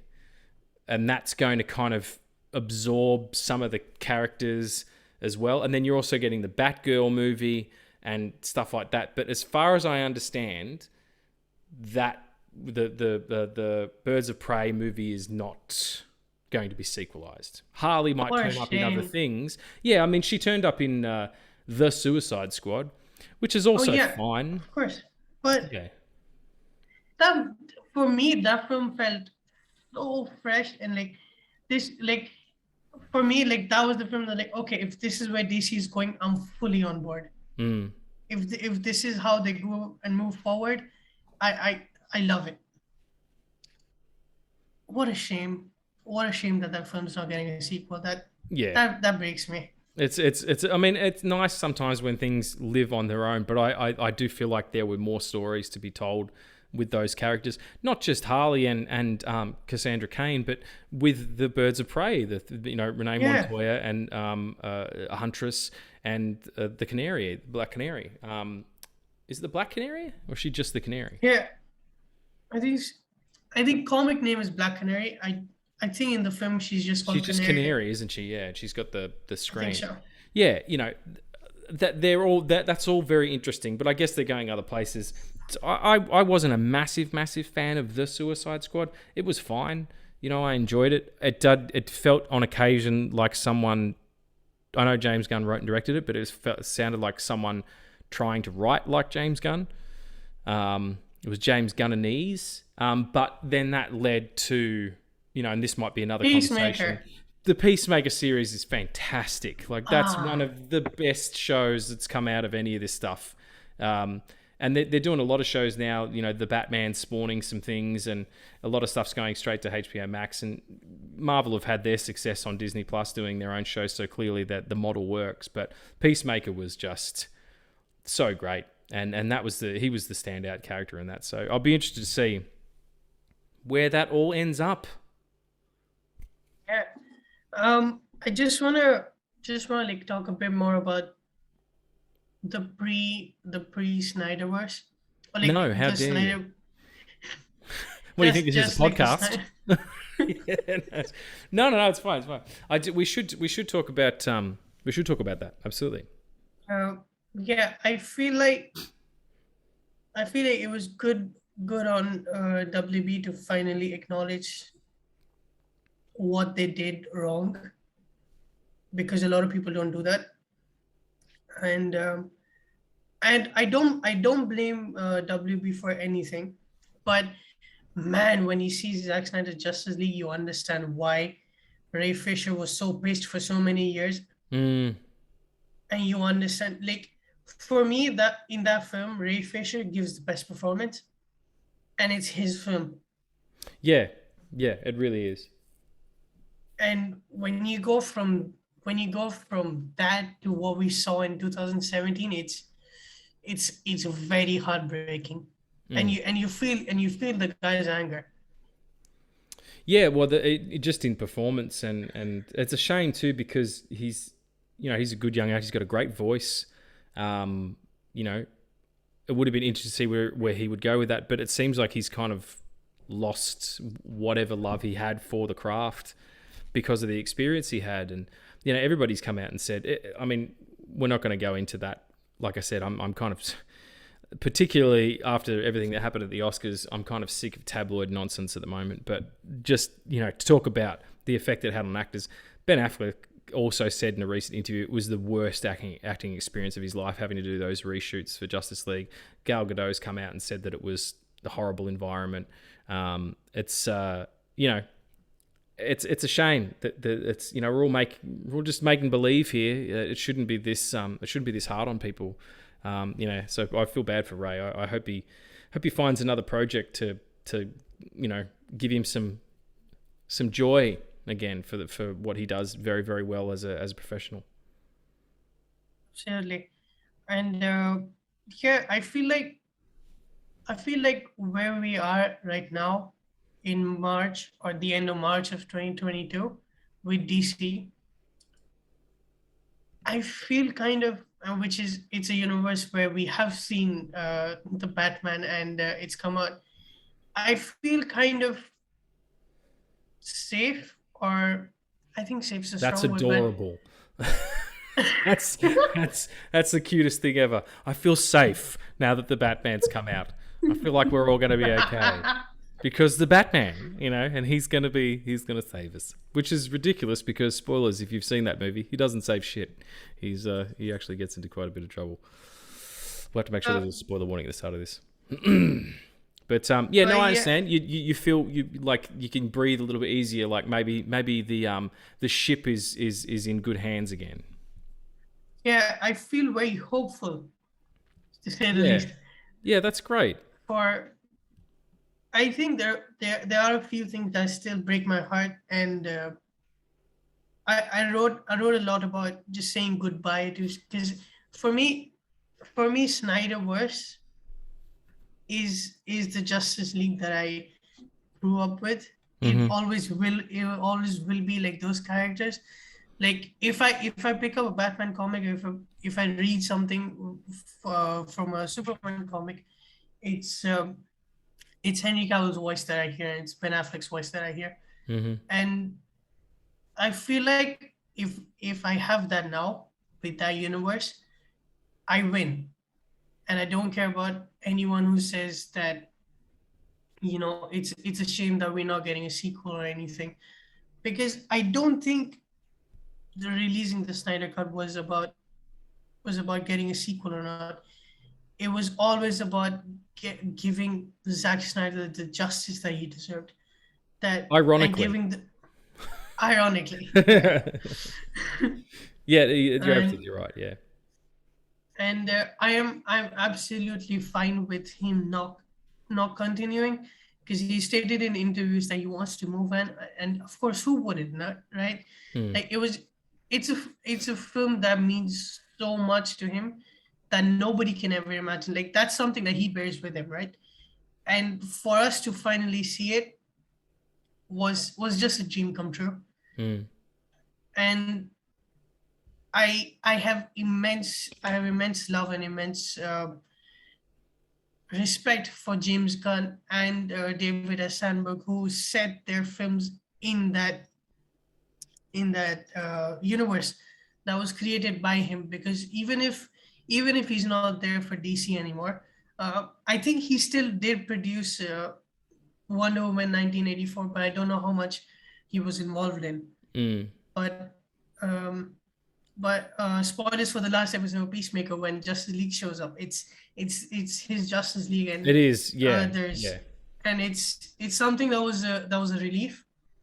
That if that it's fine if he's not there doing DC stuff anymore. That's his choice, and the things that he's gone through after that, I don't think anyone would. But all the power to him. I can't wait to see what he does now. Mm. And I can't wait to see what DC is after all this time. And I finally feel like DC now embraces its multiverse, where we have something like the Joker, and we have something like the Batman, and we don't need it connected. Yeah, I think that the audience, we've talked about this before, audiences are now smart enough to not need connecting threads, and you can have them the way that all the Snyderverse films, even the stuff after, have even just a tangential link, the way that the Justice League does turn up at the end of Peacemaker. They're, oh, okay, this is all the same place. But you can have, your standalones, particularly with Batman, because, you have the Joker and the Batman. They can be whatever they are. It's the same thing happened in, the late 90s or the mid 90s, when TV started to become less episodic and more overarching story. If you look at things like Buffy the Vampire Slayer, The Sopranos in particular, they started having a continuity of story over seasons, and not just through episodes, but over seasons. And we got smarter as audiences by following that. Now that's all there is. The only thing that you get now that isn't like that is maybe police procedurals and things. But any TV show you watch, Netflix, fucking HBO, any of those shows, they all have an overarching continuity for 10 to 12 episodes. If we were to go later on and watch Moon Knight, and in the first episode you get an origin and he fights one villain, and in the second episode he fights a new villain, and the story didn't connect in the way that you now feel that it normally would, you'd be pissed off. You'd be like, hang on a second, I came for a big story here, not individual episodes of him fighting one villain per episode. And the same is said of these movies. There's a lot going on, but I think people get it. I think people are going to catch on. Why is Batman from the 1980s back in a Flash movie?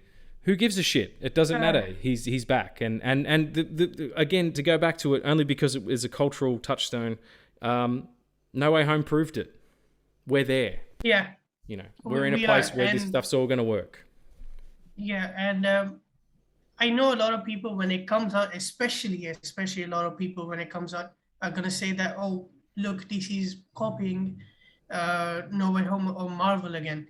It's not that. It's really not that, because this film was supposed to be released in 2018. Yeah, and also the multiverse was an idea like from DC Comics. Crisis on Infinite Earths came out in 1985. As far as I understand, Marvel did not have an aggregate for those kind of stories at that particular time. They had the Celestials and everything, but not, multiple Earths, over however long they had it until they kind of tightened it all up. So, yeah, you're absolutely right. But again, people are smart enough. They're going to get it or they won't. And the people who don't, just get rid of it. That's the thing about this. If you don't like something, don't worry. There's another one coming right around the corner, and that one will be for you. But if it's not for you, you can kind of put it down and walk away. It's not so... There's not so much stress around having to like things. Like, if you don't like it, you can just not like it. Yeah. And I feel like we are at this point where comic fans, especially from your generation, will be like, oh, so DC is doing this and Marvel's doing this. I can finally be in a time where I can love both. Yeah, and it's very true. It's not saying that one thing, or like DC does something and it's bad and Marvel does something and it's good. It's just that financially, if you see that Marvel has made more money, and to be honest, I care more about the stories than what the films make. But at the end of the day, it's not the stories that matter. It's the amount of money that the film makes. Mm-hmm. But I'm glad to see that we're going in a direction which is fresh for DC. And I want to throw out a question to you now. Okay. What do you think a world looks like where we don't have DC films? Well, you stole my question from last week about the Marvels. Of course I did. Of course. That's right. Honestly, hang on one sec. Literally sitting here in the dark, and I'm going blind because I'm just staring at the screen. Okay, sorry, podcast viewers, about that. Yeah. I was like, you've been so inspired by the Batman that you don't need light anymore. I just need a really tiny little bit of light. Honestly, so let's say Zack doesn't pick up Superman, and he actually, that light's buzzing. Hold on. Oh, heavens above! Oh, geez, this is action packed for the viewers. Me walking around my house turning lights on and off for fucking out loud. Oh, okay. So, and my water bottle's rolling away. This is just the worst podcasting. Okay. Zack Snyder doesn't do Superman. Let's say that he doesn't do Man of Steel. They give it to any of the people who were going to do it. J.J. Abrams had a script. McGee had a script. David Goyer worked on a script. Kevin Smith worked on a script that God. Tim Burton was going to direct. With Nick Cage. And there was Nick Cage. Yeah, they got so far into it. There's a documentary about it called Whatever Happened to... was it Whatever Happened to the Death of Superman, or The Life and Death of the Death of Superman? Because it was supposed to be called The Death of Superman. Really good documentary if you get a chance to watch it. It's a really good doco. But anyway, more to the point. Any of those Superman films are what Man of Steel is, and it doesn't work. I reckon we just go straight into individuals. Batman gets rebooted and Affleck has nothing to do with it. Maybe they give Green Lantern a try again and they finally fucking use Jon Stewart, the African-American Green Lantern from the cartoon series. And they've recently released a picture, the actor who played him in what was unfortunately a cut scene from the Snyder Cut. great image of the Green Lantern that I have in my head, because that's where I know him from, even more so than Hal Jordan. Yeah, I think you start getting individual films, because Marvel still has the success it has, and DC looks at it and goes, all right, well, let's, like I said before, let's reverse engineer that. Let's do just films that aren't connected.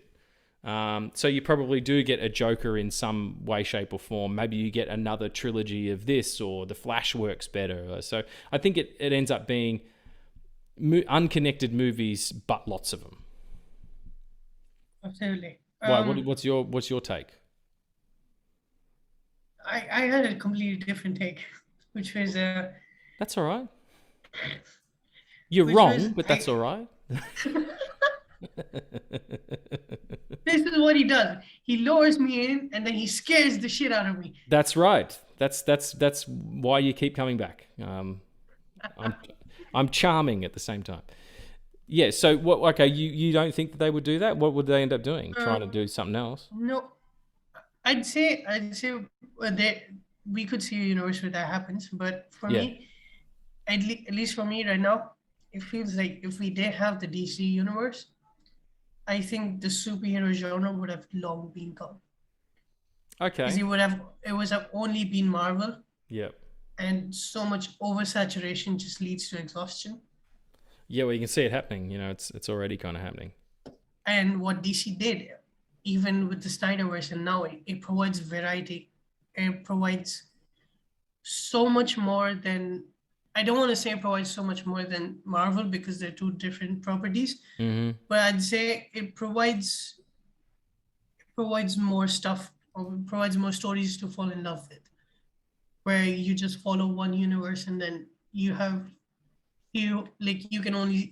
only have to stick with what Marvel does. But now you have these stories that you can fall in love with, and the Batman's a prime example for that.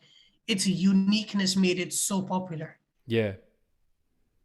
And I'd say that's where we agree, is that even with individual stories, we still have superhero films, no doubt, but we'd have a very different looking DCEU and a very different looking Marvel universe as well. Yeah, because they're not in competition with each other. There's no room for growth either. Like if that's, DC has gotten consistently better because they had some stumbles. If they were great right out of the gate, then it would look very different also. So, again, that's the multiverse. That's a whole other world of what could possibly be. I know we've been going on for a long, but I want to touch on something that not a lot of people do. Well, okay. Well, I was going to say, that's all right.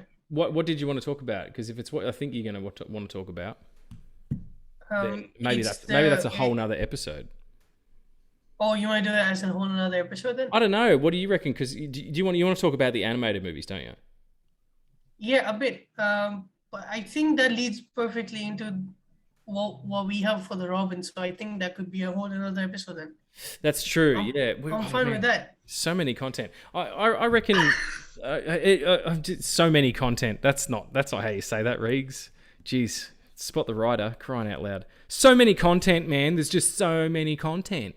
Well, I don't know. Well, I reckon we pause here and we come back next week and we talk about not only the DC animated universe, which is producing some of the best stories that have been done with these characters. In particular, the final one of the sort of overarching universe, the Justice League Dark Apocalypse War, which was probably my favorite DC film, my favorite comic book movie of, I think it was 2020 that came out, or 2019.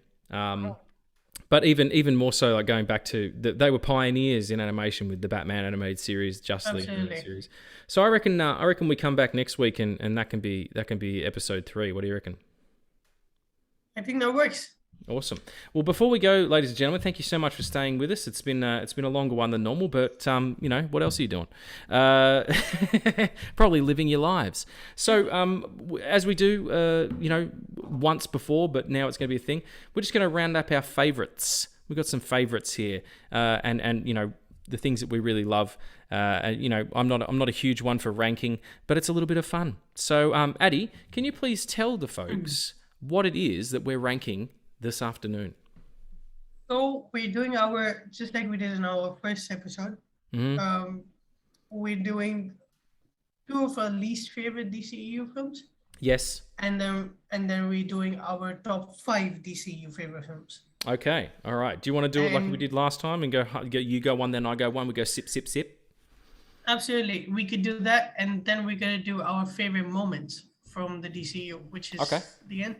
Yeah, great, right? Awesome. All right, well, let's start with least favorite. Favorite. Let's take the Band-Aid off, and first thing, you go first because I went first last time. You go first. What do you want me to flip a coin? My coins have got both the same side anyway because I'm Two-Face. No. Okay, so we're just talking about the films within the continuity of Man of Steel and whatever the last one was that came out. It was the Suicide Squad. Suicide Squad, okay. My least favourites. Yes, sir. Right.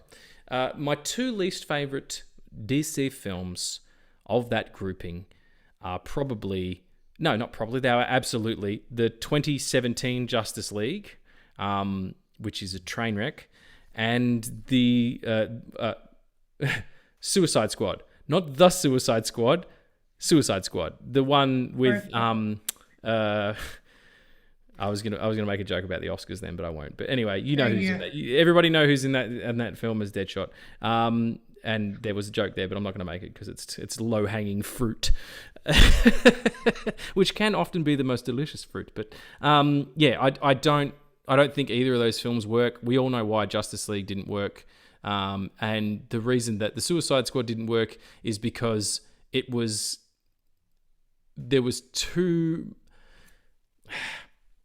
all the parts were too big. There was no cogs, there was no wheels, there was no screws. Everybody was an arm of that chair, and you can't service all that in that story. There's just way too much going on, and it ended up being an absolute mess. And from what I understand, it was terribly trifled with the same way that Justice League was, and that's not actually David Ayer's cut. There was a whole thing about release the Ayer cut. You know what? Maybe don't. Maybe just fucking leave it alone and let James Gunn take control of everything because... homie knows what he's doing. So, yeah, they're my 2 least favourite. What about you? Wow, so I thought this was the list, or like the least favourite one that we both had the same films on, but I guess not. Okay. My least favourite film, the 2 least favourite films that I have from DC is Wonder Woman 1984. Oh, fuck, I forgot about that one. That sucks.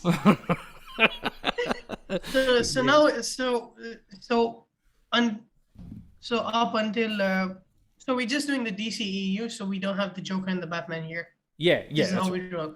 We don't have the Dark Knight trilogy, we don't have the Joker, and we don't have the Batman. Okay. So with that, we have about 11 films. Or if we have 11 films.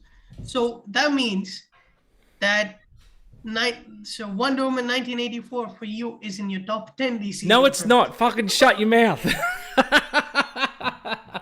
Well done, you booby-trapped me, you bastard. No, actually, I will stop laughing. I will remove Suicide Squad and put... No, but now, because I really don't like Suicide Squad even more now, for reasons that have become apparent. But I can't... You're right, 1984, the optics on women in that film, and on the Middle East in particular, it just... And it is befuddlingly bad storytelling. Like a wish stone, you can get fucked.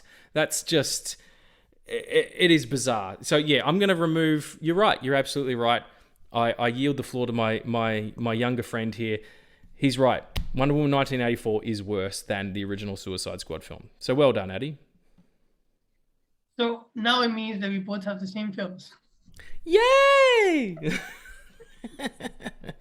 That's one of my favorite lines. Oh, sorry, I've tangent again, but one of my favorite lines in an Avengers film is when in Age of Ultron, where he's like, "Sir, I'm reading, an air current," and he's like, "Please be a secret door. Please be a secret door. Please be a secret door." Yay! I use that yay so often. I do, even when I just have an extra donut that I forgot about or whatever. Okay, cool. So, and the next is, what are our top 5 favorites? Absolutely.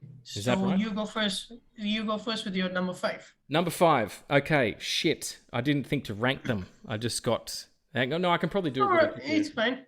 No, I think I can do it. Let me think real quick. And then actually, it's probably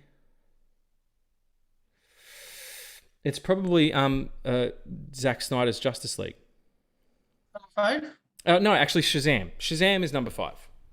Oh, cool. Yeah, I think you actually. I don't think it wouldn't have been had you not talked so glowing of it. And I'm thinking about it, going, that movie is baller. I'm going to watch that shit again and again and again. It's so good. The bit where he's in the thing, he's like, "Hey, how you doing? I'm a superhero." Like, it's just so sweet and silly. Like, it just silly appeals to me a lot. I don't know if you folks can tell it out here, but I'm very silly. So okay, yeah. So Shazam is my number 5. What's your number 5? My number 5 is Wonder Woman. Okay, yeah, cool. I haven't rewatched that since the cinema. Funnily enough, I don't know, just didn't go back. I think it does a very good job of being a superhero film and being a war film at the same time. Yeah, which is, I mean, Captain America, the first Avenger, was a pretty good beta test for that. I think they work within a genre within a genre is always interesting. So yeah, cool. Okay, Wonder Woman. All right. My number 4 is, and I'm just going to make sure I'm not going to stuff this up, because hang on, wait. So it'll be Zack Snyder's Justice League, the 4-hour epic, is my number 4. I really enjoyed that film.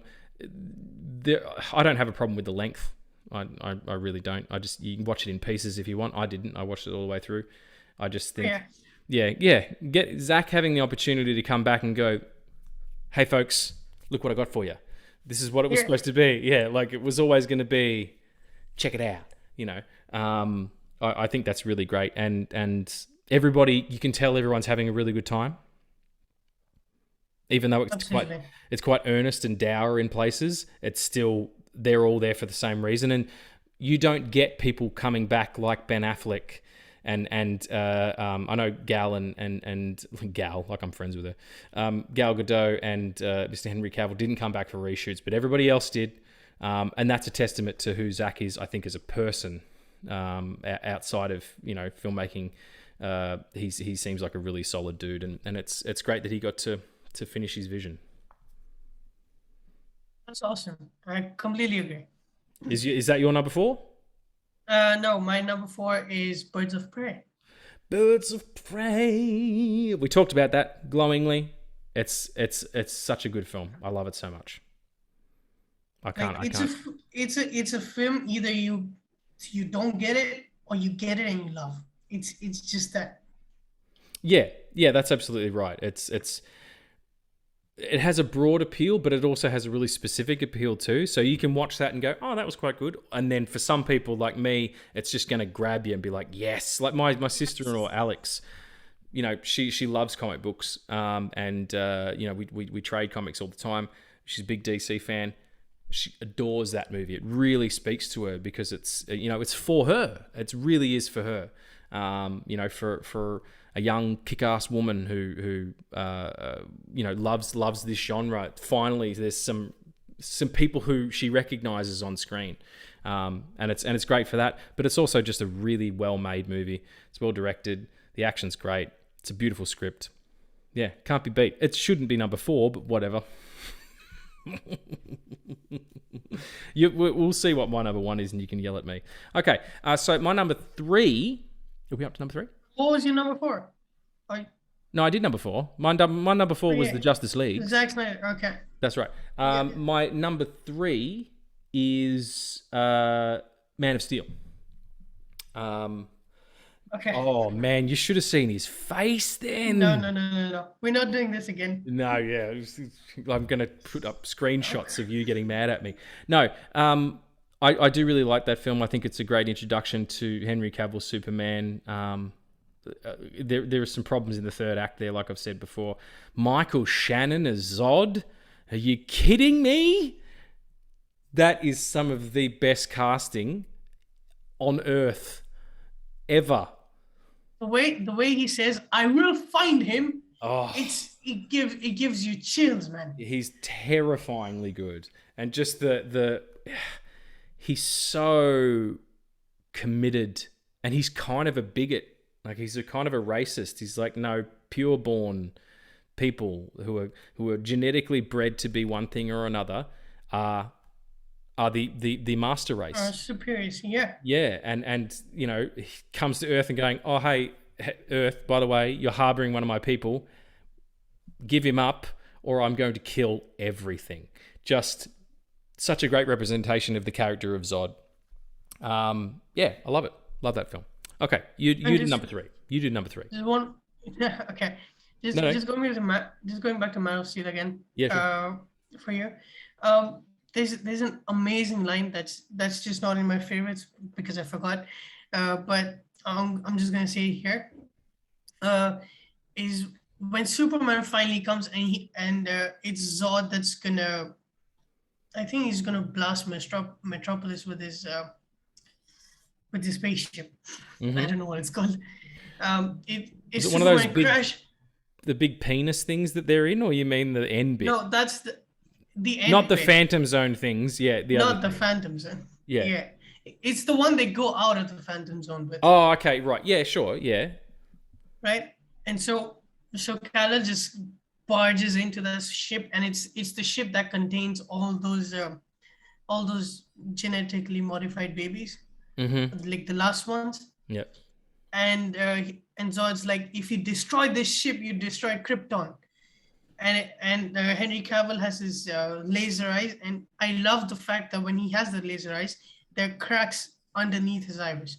In the veins, so like, you can see where it's coming from. Yeah, very cool. And so and it feels like it hurts him. So he like turns off his laser eyes for a second. He says, "Krypton has its chance." Or Krypton had its chance, and he just lasers the whole thing.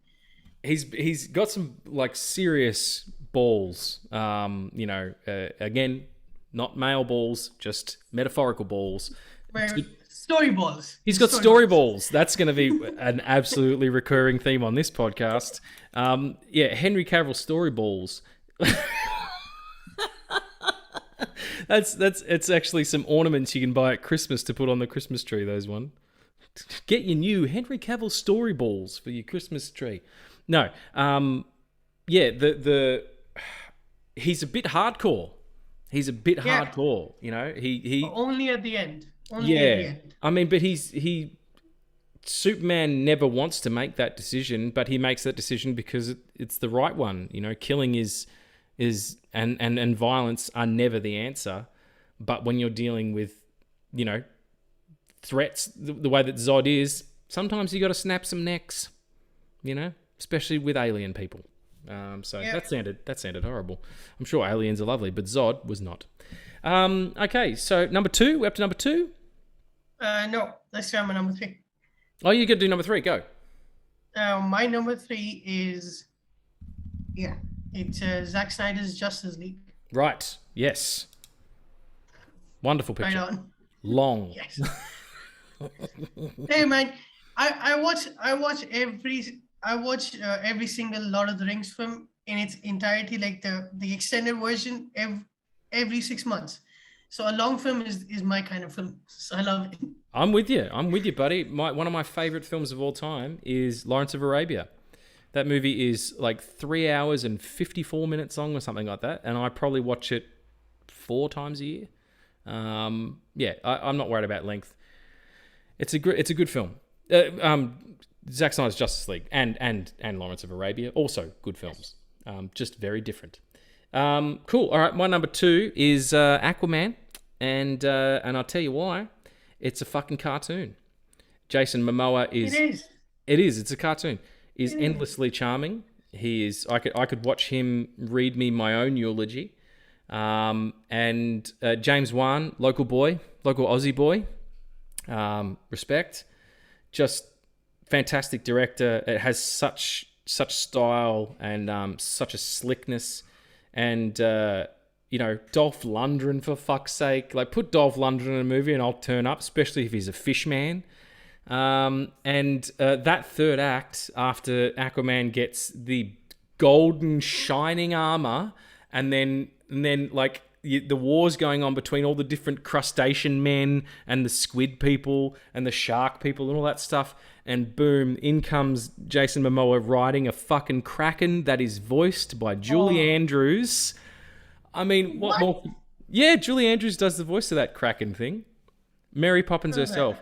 Like, the absurdity is chef's kiss. So, that's absolutely my number 2. What's your number 2?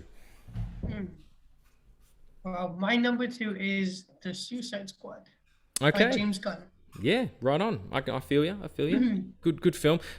I've only seen it the once, so maybe it'd be higher if I see it a few more times and reappraise. But why is it that high? It's hope. It's Superman that's inside of me. It's hope for a better DC. Is right what on. that film. Yeah. That film is to me. Sorry, just a quick little tangent. Do you remember back like 2 hours ago when we started this podcast and I forgot something that I was going to say? Well, yeah. I remember what it was now because you just said, Let's go.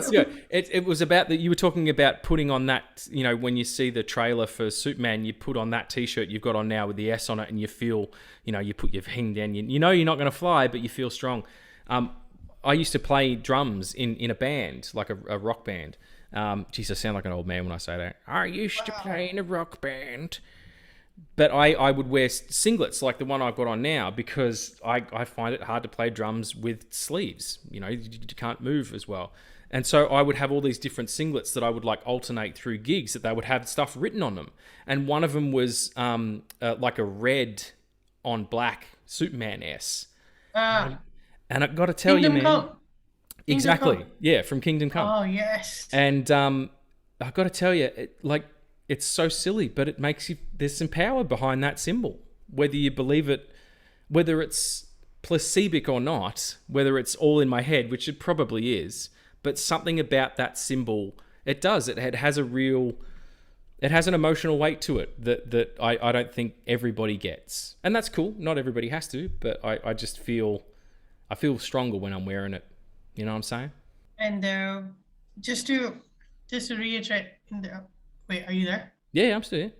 So I thought you were stuck. Oh, because I didn't move for a second. Hang on, I'll constantly move, and then you'll know that I'm not. We're on Zoom, by the way, everybody. That's why it's a bit weird. No, I'm still here. You were going to say? Yeah. Just to go back to your point with the symbol of House of L. I think it was in the Crisis of Infinite Earths with CW that you do every year. TV shows. Where it's wonderfully said by Brendan Roth, where Lois asks, "Oh, why is there black there?" And he says, "Well, because even in the darkest of times, hope cuts through." Yeah. And it's just that, like that is Superman, and it's so welcoming, and it's like you belong, right? This is where you are. Yeah, I totally agree. And those, maybe we'll touch on them next week when we talk about the animated series. Those TV shows have done quite well. I've watched those series, some of them, and the Crisis episodes in particular recently, and enjoyed them a lot. So, but let's get back to the DCs. Thanks for my little tangent there. I just couldn't believe that I remembered that after 4.5 hours or whatever. This podcast is officially probably longer than Zack Snyder's Justice League. My number 1, of course, is Birds of Prey. I've told you why. Yay, go Birds of Prey. It's the shizzle. And I love it so much. And I've already stated why I love it so much. So let's go straight over to you, Addie. What's your number 1 drum roll? You already know mine. Because we talked about it, and I was like, man, why do you know me so well? Yeah. Is it... What is it? Man of Steel. Man of Steel, of course. Of course it is. Because it gives one hope. And Henry Cavill has chest hair. It's amazing. And because now we can do this because we have a podcast, I'm I'm gonna officially say that Henry Cavill is also like Chris Evans, as in a gift to humanity. He's a lovely human being. He is. So remember when that video came out of him like putting together a computer? Oh, yeah. And everybody in the world fell in love with him, because he's a like. And there's that story going around that he was nearly late for his Man of Steel audition because he was busy playing. I think he was playing The Witcher, wasn't he? Like, ironically enough, or he was playing video games anyway. Yeah. It's a great movie, and it's a really great starting point for what this ended up being. It'd be interesting to see where it would have gone had things been a little bit different. But here we are. Here we are right now, and we get to talk about it for the better part of 2.5 hours. So, but yeah, we're coming to a close now. But Addie's got some favourite lines. Yeah, from and the Supermans. Just to say, like, because we're ending now in a bit, I just want to say it's kind of hurtful to me, even though I'm wearing the House of L symbol on my chest. It's hurtful that this year in 2022 it marks 9 years without a single Superman film, and next year will be officially 10 years since we got Man of Steel. Wow. And just, do something. You hear that, Warner Brothers? Fucking get on it, will ya? Ridiculous. I must, for our international fans and people, particularly people who are fans of Addie's page on Instagram, before we started this podcast, I must sound so Australian because my accent's it gets a little bit crazy sometimes, particularly when I'm tired. Like, it comes through a lot more, and I'm just hearing myself now and thinking about people on other continents hearing me going, man, those Australian guys are really articulate sometimes, and then they say the F word 6 times in a row or whatever. No, we're not all Chris Hemsworth, all right? Anyway, back to business. I feel like that's a good thing. Not everyone can be Chris Hemsworth. Not everyone should be Chris Hemsworth because, let's face it, he's tall. Oh, yeah. He is a tall man, and not everyone wants to Thor. So you've got some favourite lines. I want to hear what your favourite lines are, and then I'm going to tell you my favourite DC line of all time through all of everything. So you give me your 5, and I'm going to give you one big one. You give me 5 little ones and one big one. So this just proves that I love DC more because I have more here than I had for my MCU one. That's okay. That's all right. 5's a good number. No, I got 7. Not 5, 7. Cool. Which ironically, when Justice League in 2017 was coming out, the poster said "Unite the 7," but we never got the 7. No, that's bad branding. That's what that is. But I got 7, so yeah. Unite your 7, Addie. I just hit the microphone. You unite your 7, and I'll unite my 1. Right. What you do is you do them, and then I'll guess what movie they're from. That's really easy, but okay. Okay, is it? I don't know. I like easy games. I have low self-esteem. Come on, man. No, you're great. You're really great. Right? I'm only joking. That was for comedy purposes alone. My self-esteem's fine. Okay, shoot. I want to hear these. All right. This is the. Right. For me, this is the most baller that Batman has ever sounded. Okay, so like, it's Batman. Shit. Okay. I'll not do that next time. There you go. It's all good. Okay. I'm not doing the Batman voice. Oh man, I thought you were gonna do it too. I'm really pissed off now. I don't care how many demons he's fought in how many hells. He's never fought us, nor united. Nor us united.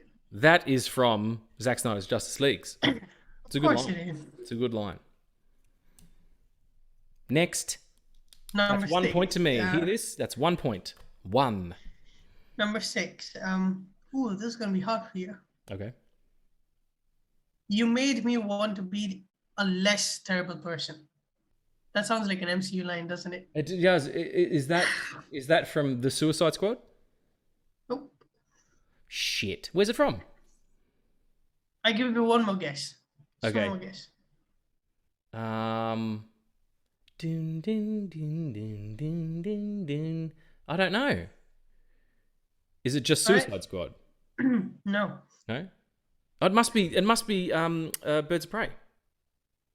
Wow. Okay. This is Birds of Prey. It is.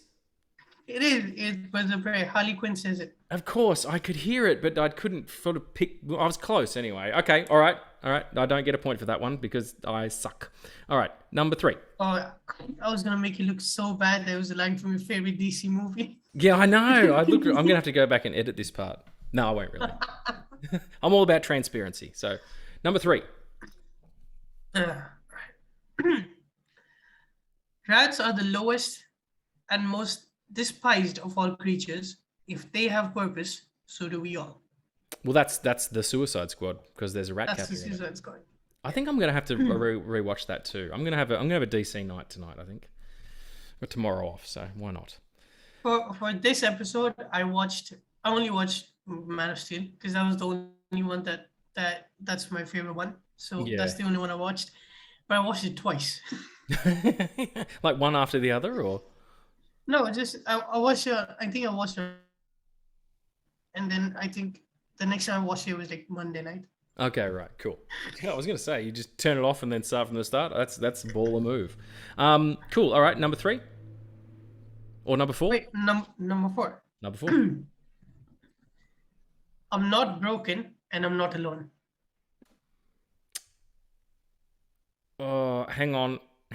That is the cyborgs from Zack Snyder's Justice League, and he says it to his fake parents, who are those weird mystical Desaad's friends talking to him. God, that moment was so good, where he separates that and he's like, I'm not broken and I'm not alone. Yeah, it's his arc in that film is why you're watching it. Absolutely. All right, number 5. Number 3. What did I say? He's Oh, you're going up. Okay. So I'm going down and you're going up. Okay. So you're working your way up to number 1. All right, cool. Yep. Number 3, it's a long one. That's okay. But I'm gonna say it anyway. We're not going anywhere. Okay. The symbol of House of L means hope. Embodied within that hope is a fundamental belief, the potential of every person to be a force of good. That's why you will bring them. That's Man of Steel, and it's Jor-El talking to Kal-El after he gets the suit. And I didn't. It's before he gets the suit. Yeah, he's in, and then he comes out, and then learns how to fly. Yeah, and I didn't even rewatch it twice. So hardy ha. All right, so this is number 2. So now it's number 2. Now it's number 2. All right, number 2. It's all right. I'll explain why this is number 2. Okay. After I say it. It's fate, Alfred. Fate. That is the Batman's, and he's saying that to Alfred, funnily enough.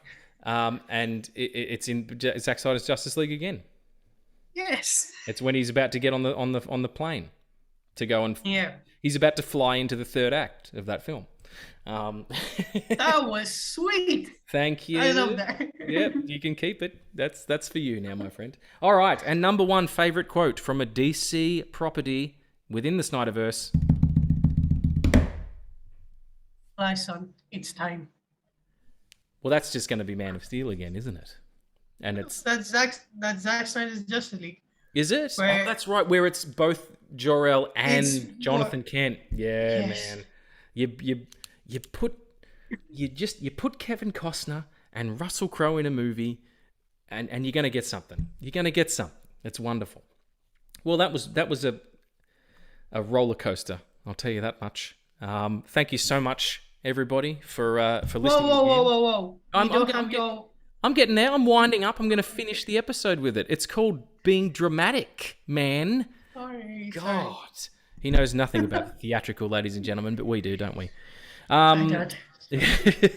Ladies and gentlemen, and people of all sorts as well. Ladies and gentlemen, such an anachronism. So I will just say to all of the wonderful listeners out there, thank you so much for joining us again.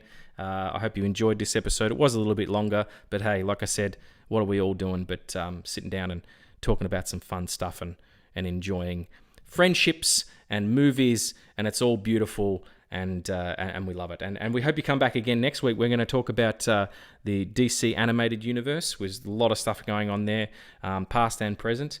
It's going to be a pretty baller episode. So please come back and join us again. And to finish up, Addie, my favorite DC movie quote of all time comes from the Superman film from 1978 with Christopher Reeve and Marlon Brando as Jor-El.